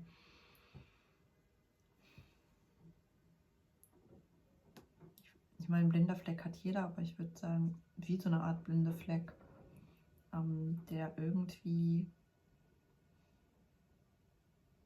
sehr verheerend ist für die ganze Generation und diese ganzen Ahnen und auch euch, weil er das irgendwie alles verschluckt, diesen ganzen Ausdruck, diese Ausdruckskraft, die da ist. Das Tänzerische. Mit Tanz, also es ist ja alles ein Tanz, ne? Nicht nur, wenn man tanzt, aber bei euch ist ganz stark auch dieses aktive Ausdrücken. Ich meine, Tanz ist auch, wenn ich spreche, also ein Tanz ist an sich dieses im Fluss, im Rhythmus sein an sich. Alles, was dazugehört. Das ganze Leben kann auch ein Tanz sein. soll ich hier auch nochmal ausdrücklich sagen. Also wenn alles so fließt, wenn man im Tanz bleibt, wenn man im Rhythmus bleibt, das ist auch irgendwie, ich weiß nicht, ob ihr was am Rücken habt oder so, aber es äußert sich durch sowas dann körperlich. Naja, gucken wir mal.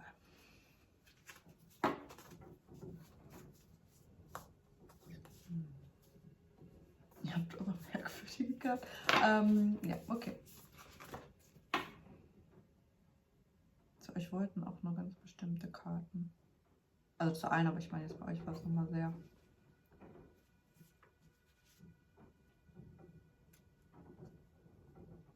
Naja. Das Falsche genommen.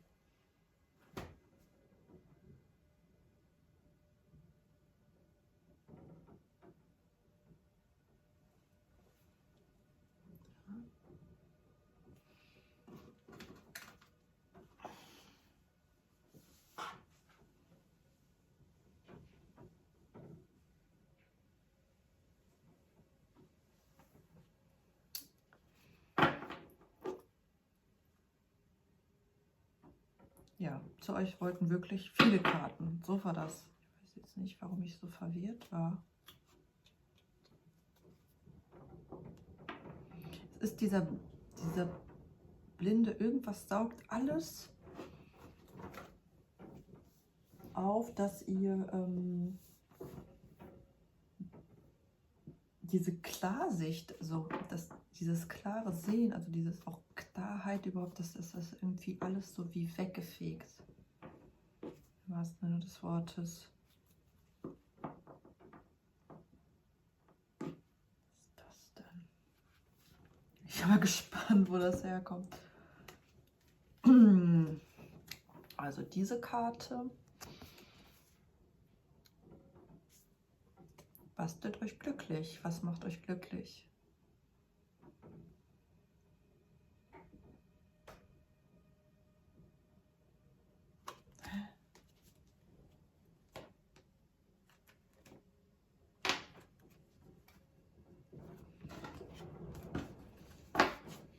Also ich weiß nicht, ihr seid, ich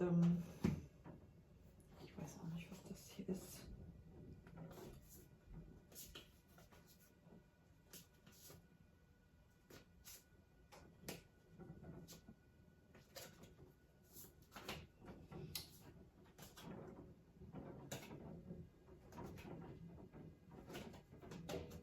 Ich habe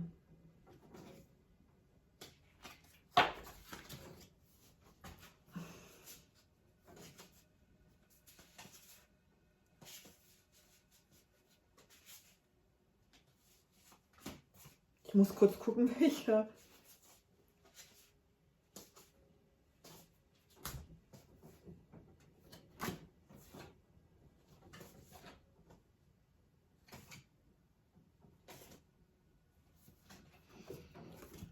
Das ist ja wirklich komisch hier.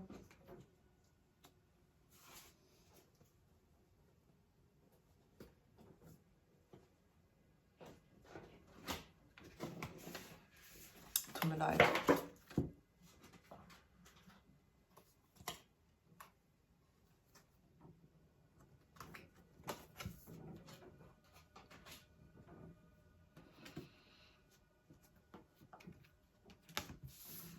Ja, also es ist so eine Art so Blackout, was dann passiert. So, das ist auf einmal so wie alles ist weg. Und ganz komisch. Also die Karte, tut mir leid, das war die falsche Karte. Die richtige Karte ist die. Ist mir egal, ich lasse das jetzt so. Also das ist auf jeden Fall die Achtsamkeit, also worauf jetzt Achtsamkeit und Aufmerksamkeit gelegt werden soll. Ich habe auch irgendwie so wie, ihr fühlt euch beobachtet oder es gibt fremde Beobachter oder was, das stresst euch. Think happy, be happy. Nimm dir mit deiner Familie jeden Abend ein paar Minuten Zeit und erzählt euch die 3 schönsten Sachen, die ihr an diesem Tag erlebt habt. Also genau dieses wieder zurück ins Jetzt bringen, wieder zurück ins Jetzt bringen, wieder zurück ins Jetzt bringen, wieder zurück ins Jetzt bringen, ins Jetzt bringen, jetzt. Das ist jetzt vorbei, es ist vorbei, es ist vorbei. Bekomme ich ganz stark. Okay, gut, das ist jetzt schon mal raus. Indem ihr mit diesem Dankbarkeitsritual eure Aufmerksamkeit auf die kleinen Dinge lenkt, wird es euch gelingen, euch ganz bewusst auf die positiven Seiten des Lebens zu konzentrieren. Und außerdem ist es ein schöner Abschluss des Tages.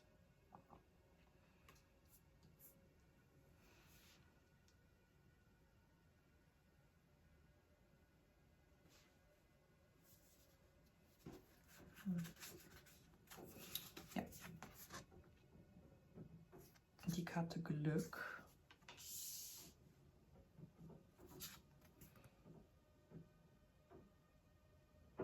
Konflikte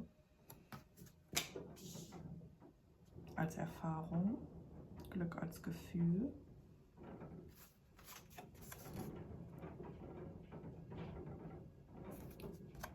Trigger als Erfahrung. Ja, da kommt dieses Blackout her. Also irgendwas, also als Trigger ist so gemeint, das aktiviert das oder löst es aus oder dann explodiert das so. Ja, und die Karte. Emotionale Intimität. Erfahrung.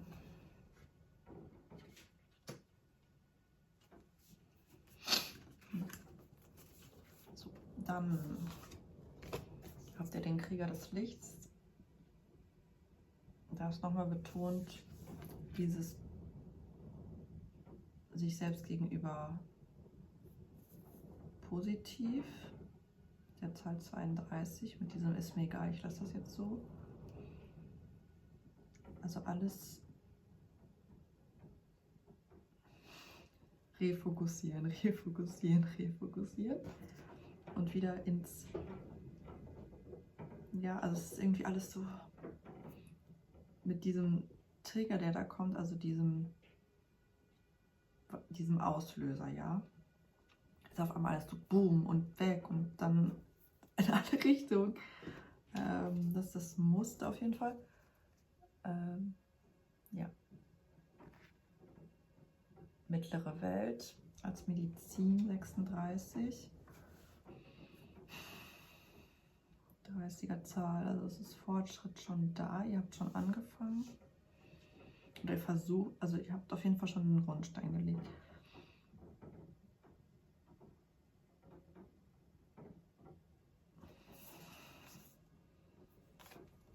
Und wilde Frau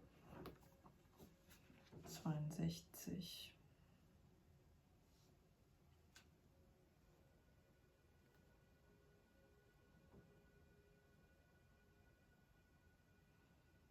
Perfektionismus vielleicht so ein bisschen. Surrender, Resentments, also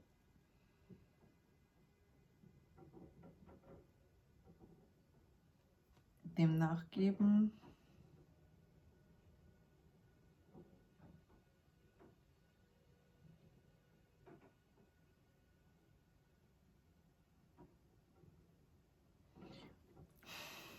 Ja, so eine Art, nicht Groll, aber wenn man irgendwas nicht abschließt. Was passiert ist, also jemanden versuchen zu vergeben, anderen, für ihre,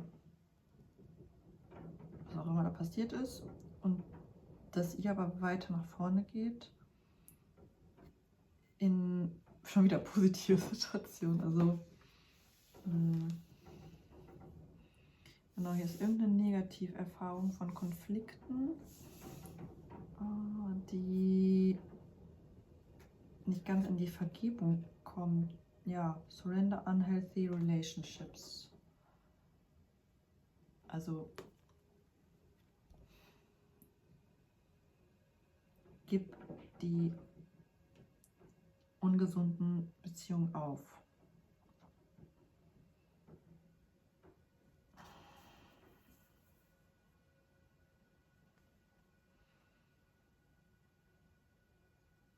Lass Beziehungen los.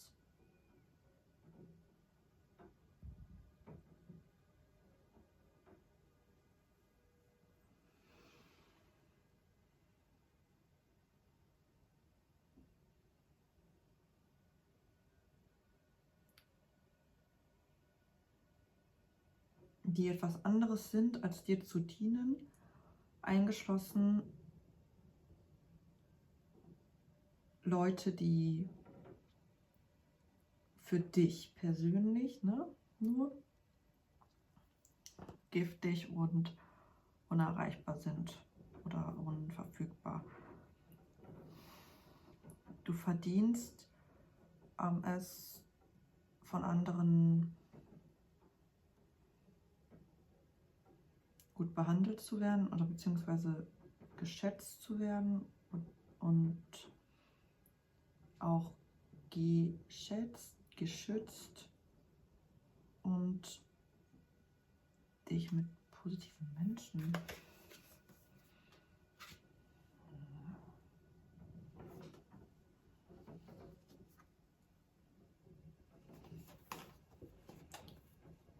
zu umgeben.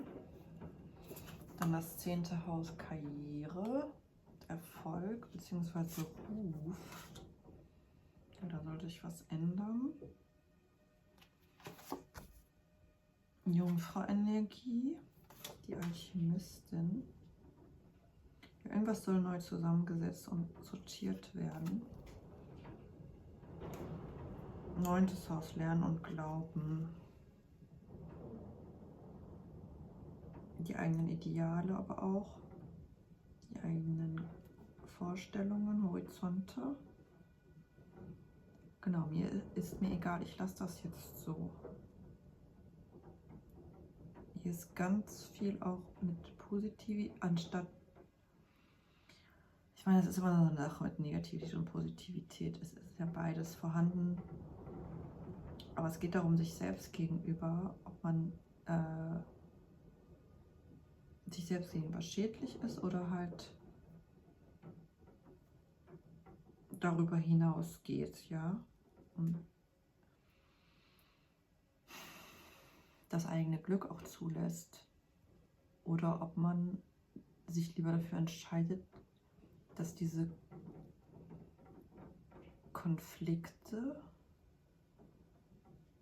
mein Leben bestimmen. Aber da sind ja diese Trigger.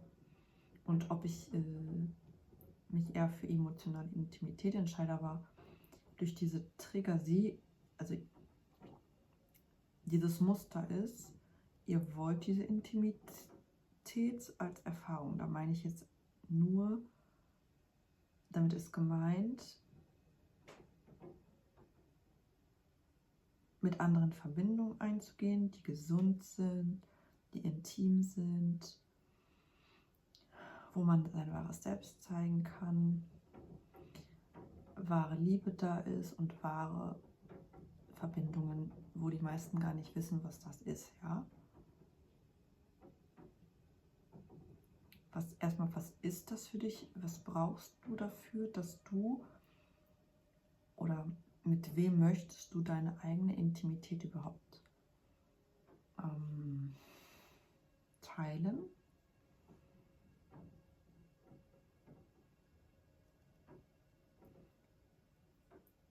Aber dahin kommt man irgendwie gar nicht, weil man von bestimmten Situationen direkt Auslöser, die lösen direkt Reize aus, dass man einfach reagiert. Und dieses Reagieren soll aufhören.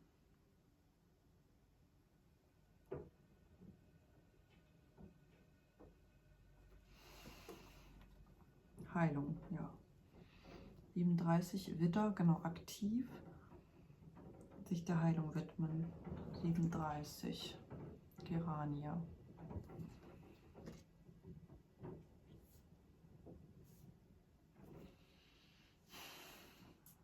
5 annehmen. Vieles lässt sich leicht bewegen, wenn du mit anderen teilst und ihre Hilfe annimmst. Hier haben wir auch nochmal die wilde Frau. Ihr möchtet tanzen, ihr möchtet wild sein. Was auch immer das für euch bedeutet. Aber ich lese gleich nochmal was vor. Annehmen von den Seraphim.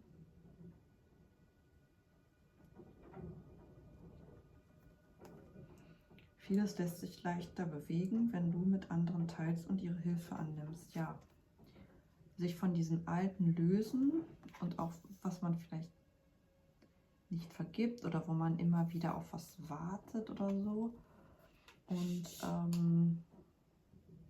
es einfach mal annehmen. Es hört sich schwierig an, aber es ist viel mit Annehmen zu tun.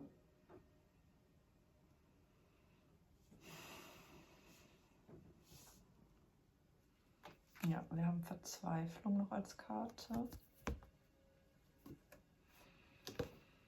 Sobald ein Gefühl der Aussichtslosigkeit vorherrscht, das wird getriggert, ja. Wenn dich ein Gefühl der Mutlosigkeit beschleicht und du aus dem Gleichgewicht geraten bist, atme ruhig und tief ein und aus und konzentriere dich auf deine Mitte. Denke an die Kraft in deinem Inneren, die dir jetzt wieder voll zur Verfügung steht. 9. Haus, ja. Das ist, was man im Inneren auch trägt für Ideale, Wertvorstellungen, Horizonte.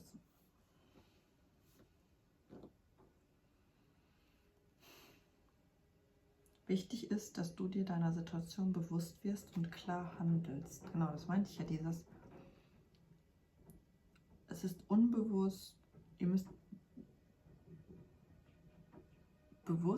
euch bewusst werden, was passiert denn da und warum. Es war mal irgendein Konflikt anscheinend, also die wollen jetzt nicht genau sagen, wo das herkommt in der Linie, aber die sagen, das ist nicht wichtig, um es zu lösen. Und das ist nur wichtig, was jetzt hier liegt, um das zu lösen. Ich habe die Kraft, die Dinge so zu sehen, dass in jeder Situation gute Wendungen möglich sind. Genau, diese Klarheit muss wieder geschaffen werden und das könnt ihr, weil die Trigger nicht so stark sind. Also das ist dieser blinde Fleck. Man kann sich da reinarbeiten mit der Jungfrau-Energie. Also indem man einfach sortiert und rational in die Heilung geht. Systematisch, immer wieder im Alltag. Und alles annehmt und einfach neutraler seht. Positiver auch. Sich selbst vor allem. Irgendwer macht euch fertig, so habe ich das Gefühl. Oder weil ihr aber auch nicht klar seid.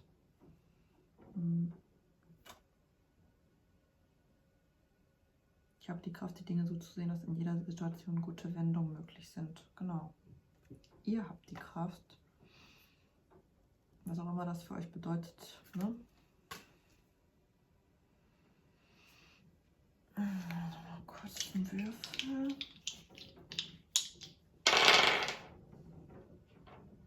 Neptun-Energie. Ja. Da ist was sehr Fantasiereiches, Verträumtes. 6. Haus, genau. Im Alltag muss mehr Fantasie rein, Tanz.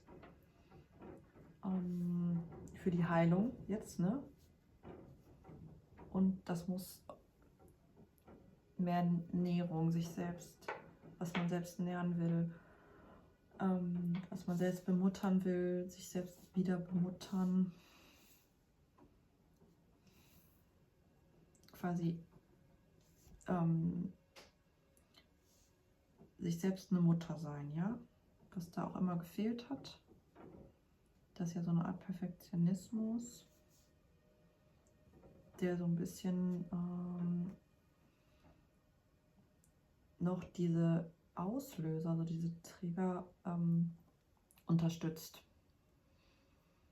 Also einmal gibt es die Situation, wo auf einmal so ein Black, also auf einmal ist alles so diese Wusch.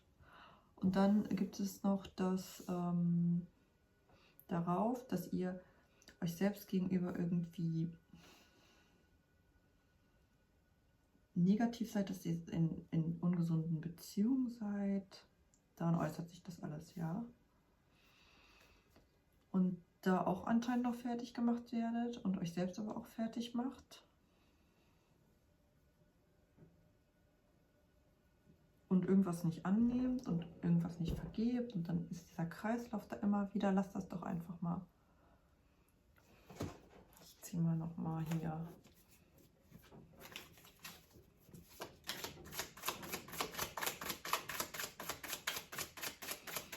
Was wollt ihr denn sagen? Das sind Kanjis, so Schriftzeichen. 2, 84 und 83. Ja, es ist immer so ein, erst kommt das, dann kommt das, erst kommt das, dann kommt das, erst kommt das, dann kommt das. Und das kommt immer wieder in Zyklen.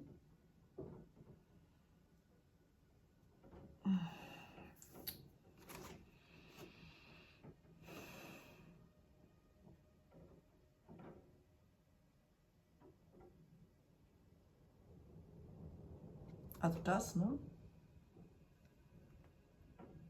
Das ist wie Buchstabe, also das ist das Kanji an sich. Also oder Charakter ist das, wird es auch genannt.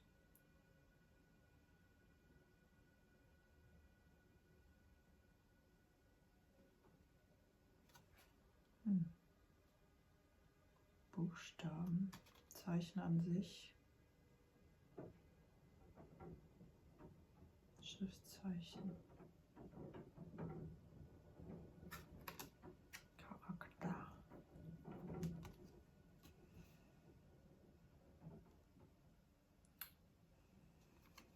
Selbstannahme.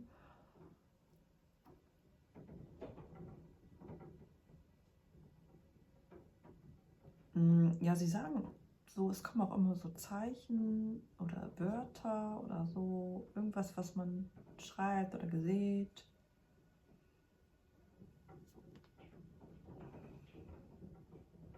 Ein wenig. Wenig. Nur ein bisschen.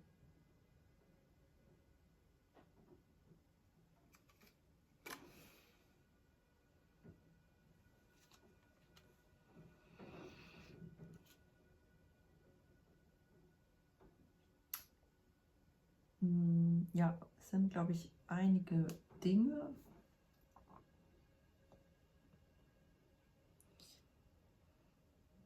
Also mehrere Sachen, die genährt werden müssen und im Alltag gemacht werden müssen und verändert werden müssen. Aber es muss immer nur ein bisschen gemacht werden. Und da ist dieser Perfektionismus aus der Ahnenlinie oder dieses Muster, was dem vollkommen im Weg steht. Weil wenn man etwas perfekt machen will, ist das meistens ja eine Sache und dann nimmt man sich da sehr viel Zeit für so. Und überhaupt viele kleine Sachen, die einfach gemacht werden müssen. Und deshalb ist ja auch dieses, ist mir egal, ich mache das jetzt einfach. Ich lasse das jetzt so. Und dass man einfach diese Dankbarkeitsübung machen soll und Aufmerksamkeit den kleinen Dingen schenkt. Also es geht eher um diese kleinen, was positiv ist, weil sonst seht ihr ja nur, und das ist auch dieses, was Verzweiflung bringt, das macht einen irgendwie handlungsunfähig. Und dann ist dann noch, was ist denn mit diesen ungesunden Menschen oder Beziehungen zu sich selbst auch? Oder dass man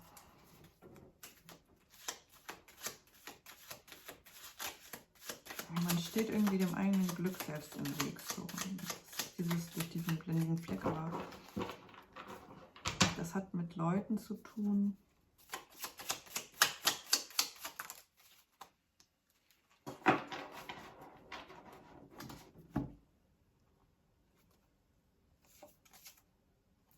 Und 69, ja schon wieder, also es sind immer, erst kommt der, dann kommt der, erst kommt der, dann kommt der, also es ist immer dieses, Dann sagt er das auch noch. Und dann ist das und dann ist das und dann ist das.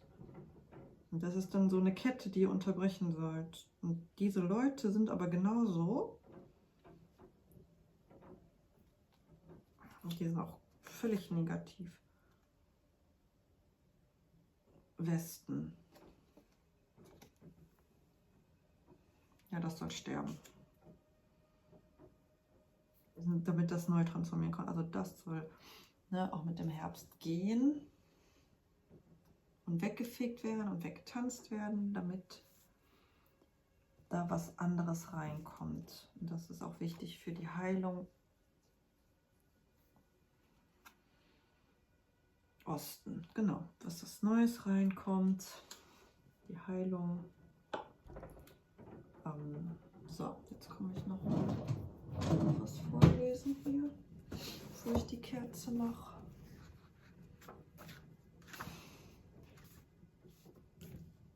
So.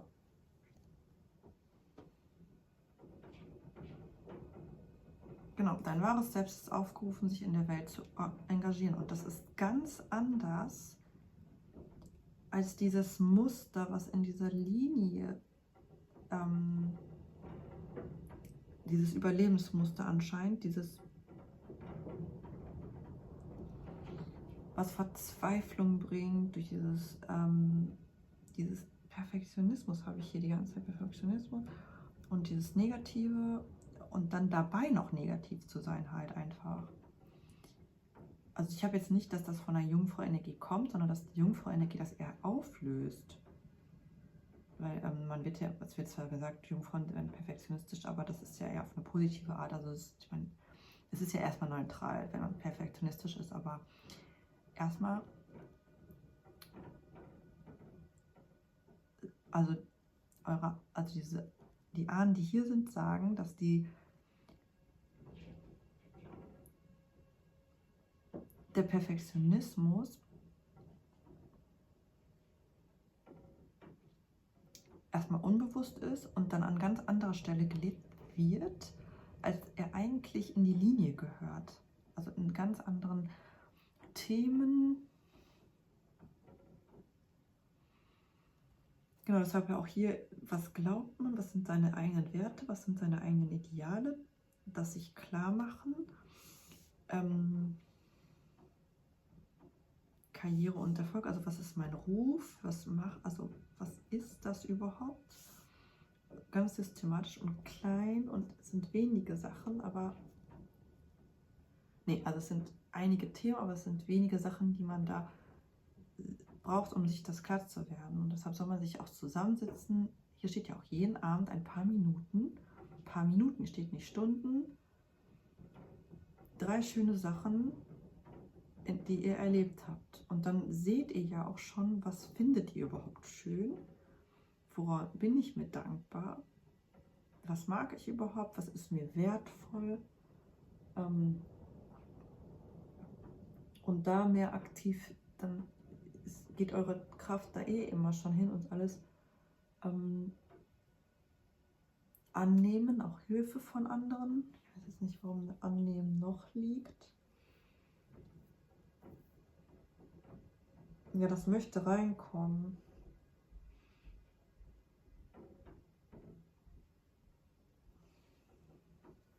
Den einen Charakter annehmen, weil die sollen ja weg. Ein lang gehegter Traum von dir fängt an, Wurzeln zu schlagen und möchte zum Ausdruck gebracht werden. Ja, aber deshalb sagen die, das muss aber erst alles weg, sonst das Glück,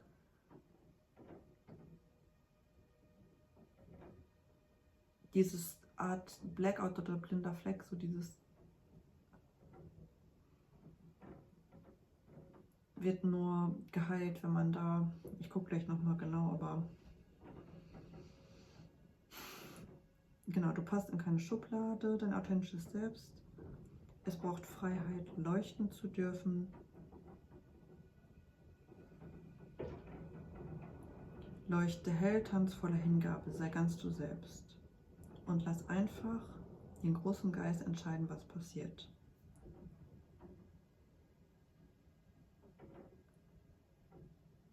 Wenn du auf sie hörst, bereust du nichts. Ja, das scheint auch fast so sein, also dass ihr auf jeden Fall machen wollt.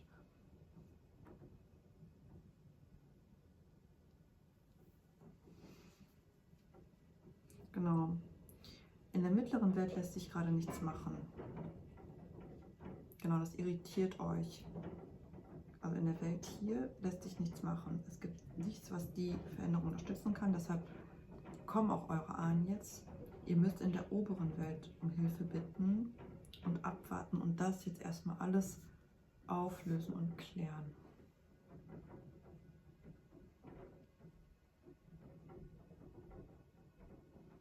Oberen Welt um Hilfe. 36, 8.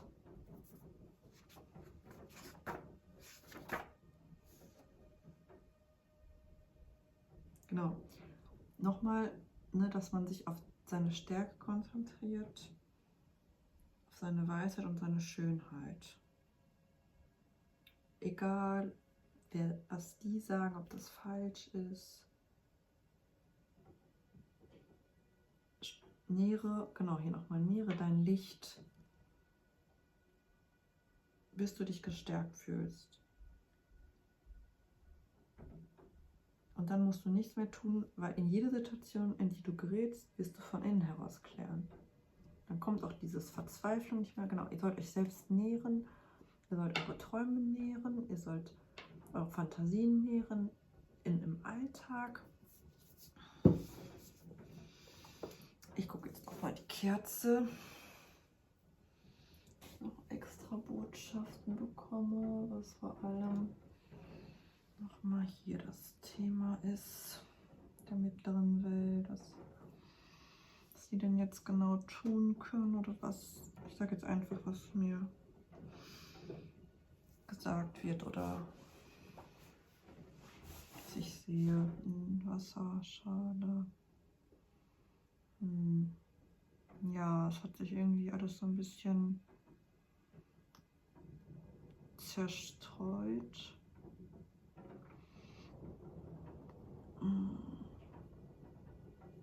Und es ist sehr langsam.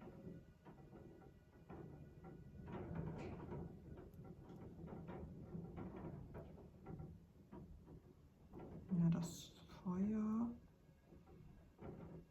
Okay. Ist auch schwach. Also je nachdem, welche Richtung ich das halte. Genau, ihr sollt das auch mal erkennen.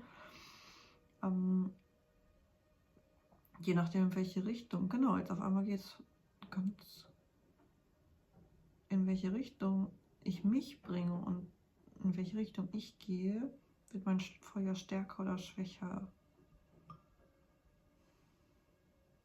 Klang. Ihr könnt viel mit Klängen arbeiten. Das tut euch gut, das habt ihr vergessen.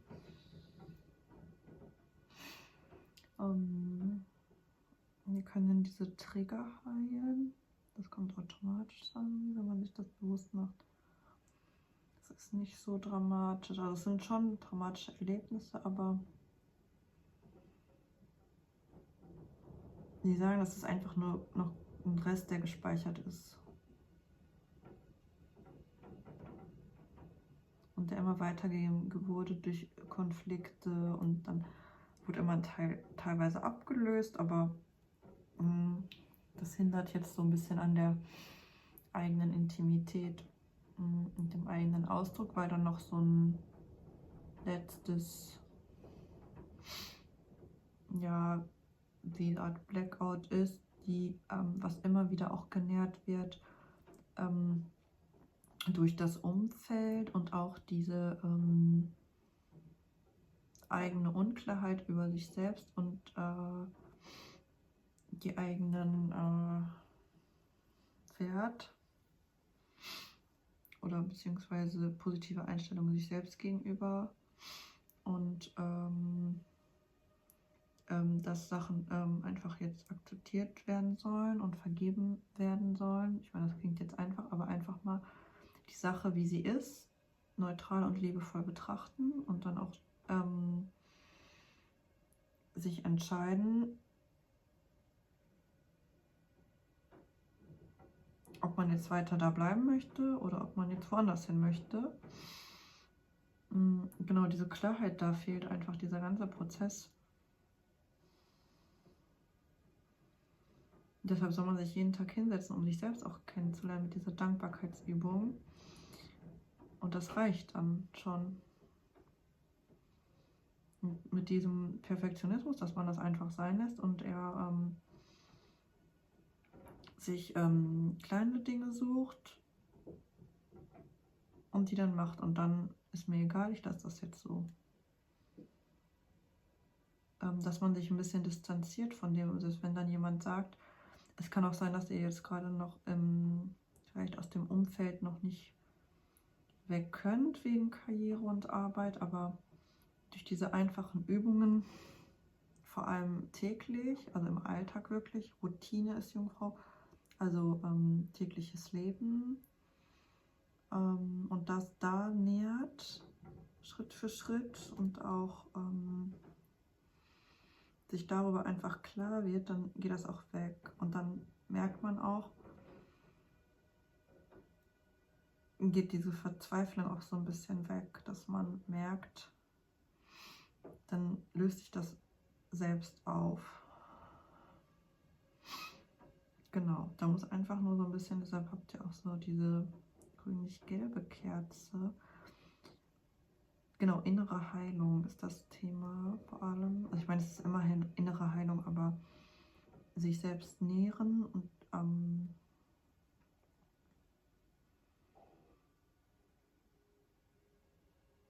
wie man selbst mit sich umgeht und sich da bewusst werden über einige Sachen und da genau auch ein bisschen dann eher das Licht nähren mit dem Kriegerslicht, also auch diese Freude. Ja, das ist ja einfach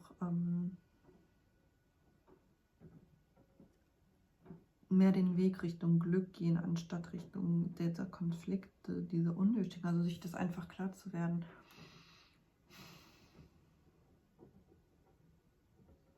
Dass da nichts ist.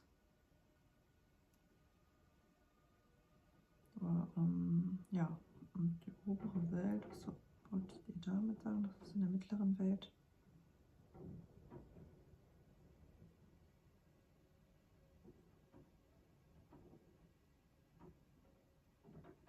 Das meinten die mit Zeichen.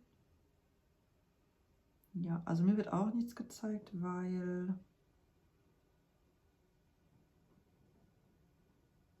das ist so wie der Weg ist versperrt, solange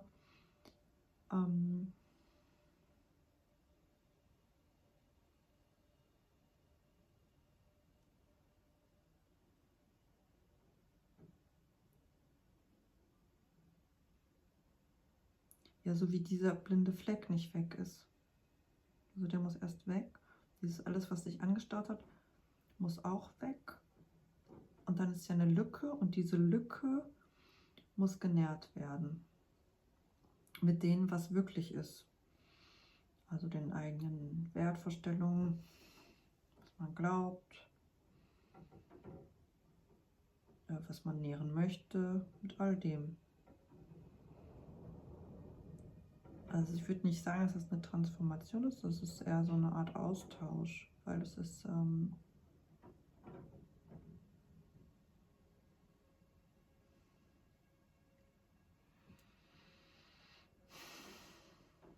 einfach nur etwas, was von außen immer wieder reingetropft wurde, ganz langsam und ganz langsam. Und niemand hat eigentlich so dahin geguckt. Und jetzt ist das halt da. Das kann man aber wie so ein wie soll ich das sagen? Man kann das einfach ausmeißeln. Aber das muss man dann ja natürlich regelmäßig machen. Und dann ist da ja ein Loch und dann ist die Frage, was soll da rein? So sagen sie. Und das ist halt an sich alles. Aber ich gucke mal, ob dann noch was ist.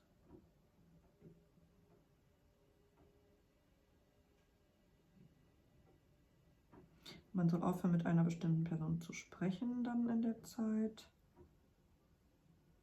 also so wenig wie möglich. Und dann auch schnell weggehen, weil was die Person sagt, das ist immer wieder dann so wie so ein Reinstochern. Und dann fängt dieses Spiel an und dieser Kreis und da soll man einfach rausgehen. Oder einfach so neutral. Ich meine, das geht vielleicht wahrscheinlich nicht, aber mit der Zeit wird es gehen, aber am Anfang noch so, wie man kann. Das wird auch bei jedem verschieden sein. Es geht auf jeden Fall um Worte, die jemand sagt. Aufpassen muss dann, auch vielleicht die man selbst sagt. Wo ich jetzt weniger hier Gedanken habe, es ist eher so eine Art unterschwellig, wie man sich selbst wahrnimmt. Oder auch nicht wahrnimmt eher. Dass man davon was ausgeht, ohne dass man was denkt oder so. Es ist einfach so was Übernommenes.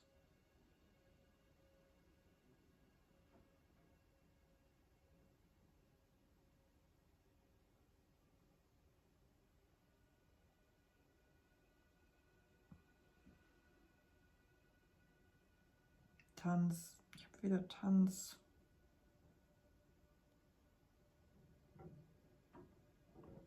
Ja, das ist halt wirklich starr hier und langsam. Also da muss irgendwie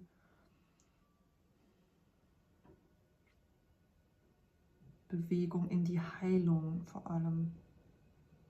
Deshalb ist es im Außen so langsam, weil es im Inneren einfach langsam ist, weil da einfach eine Starre ist.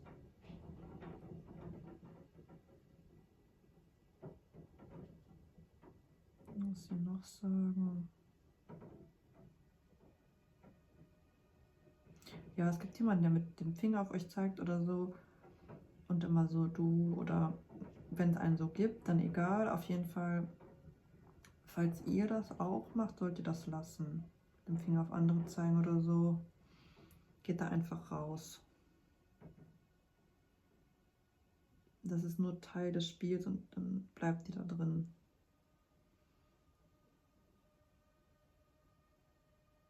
Warum macht ihr das? Also, dass ihr euch dann fragt, warum zeigt ihr auf den? Was bringt das? Warum ist das?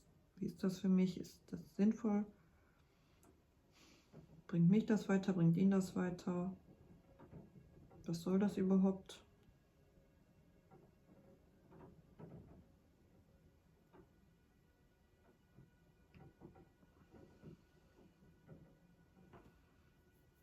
Irgendwie so ein älterer Mann.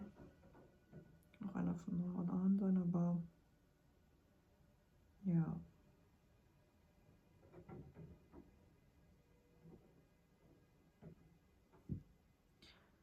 Also wenn ihr könnt, wäre es auch schön, wenn ihr regelmäßig Kerzen anzündet für die oder Blumen für eure Vorfahren und Ahnen oder wenn ihr Friedhof habt.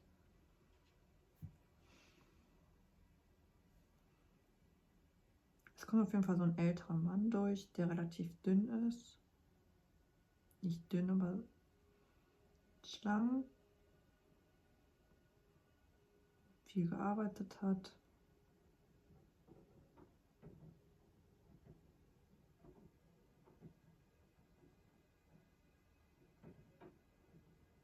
Und da kommt die Enttäuschung auch her. Oder ein bisschen dieser Perfektionismus.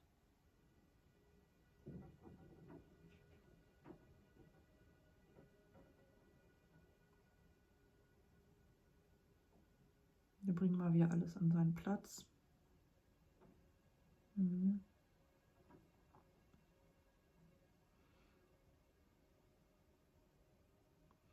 Den Ahnenbaum pflegen und hegen in eurer Vorstellung. Mit eurer Vorstellungskraft könnt ihr auf jeden Fall viel machen.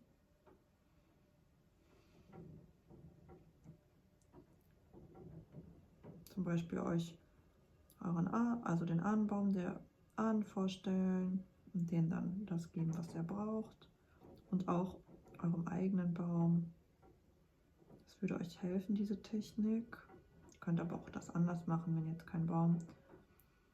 Könnt ihr alles Mögliche verwenden, was euch als Zeichen, ihr kriegt auf jeden Fall Zeichen, könnt ihr auch anders machen.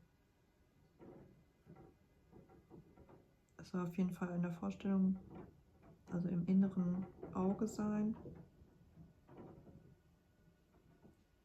Kann auch im Außen sein vielleicht. Mit Malen oder Aufschreiben.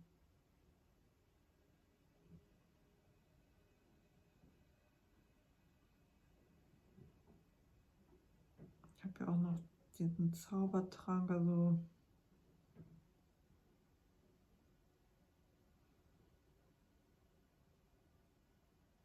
ich habe ja gesagt, viel trinken.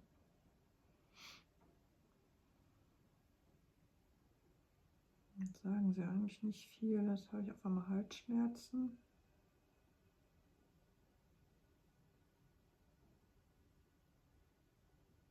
Ja, regelmäßig auch dann auf euch, auf Körpern achten durch diesen Prozess, täglich. Gucken, dass ihr den auch nährt, was einem gut tut.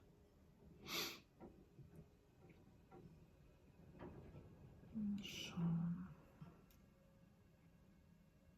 Ja, das ist so ein bisschen wie, da muss was weggespült werden, auch im Körper. Vielleicht wurde auch durch diesen Perfektionismus oder so auch zu wenig getrunken eine Zeit lang oder sich zu wenig bewegt. Ich weiß nicht, das ist so ein bisschen alles verschlackt, versackt, zu dick, flüssig. Gute Qualität von Wasser, bestimmte Tees oder auch kalte Tees meinetwegen. Habt ihr eher auch so Säfte oder Kräuter, also so eine Mischung quasi, die ihr euch selbst meinetwegen auch machen könnt. Punsch, aber ohne Alkohol.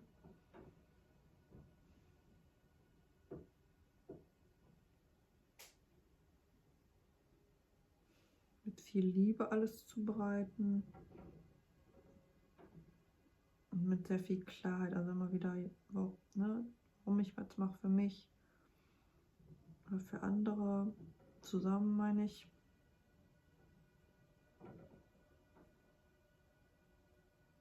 Ja, das, was so durchkommt. Schlange.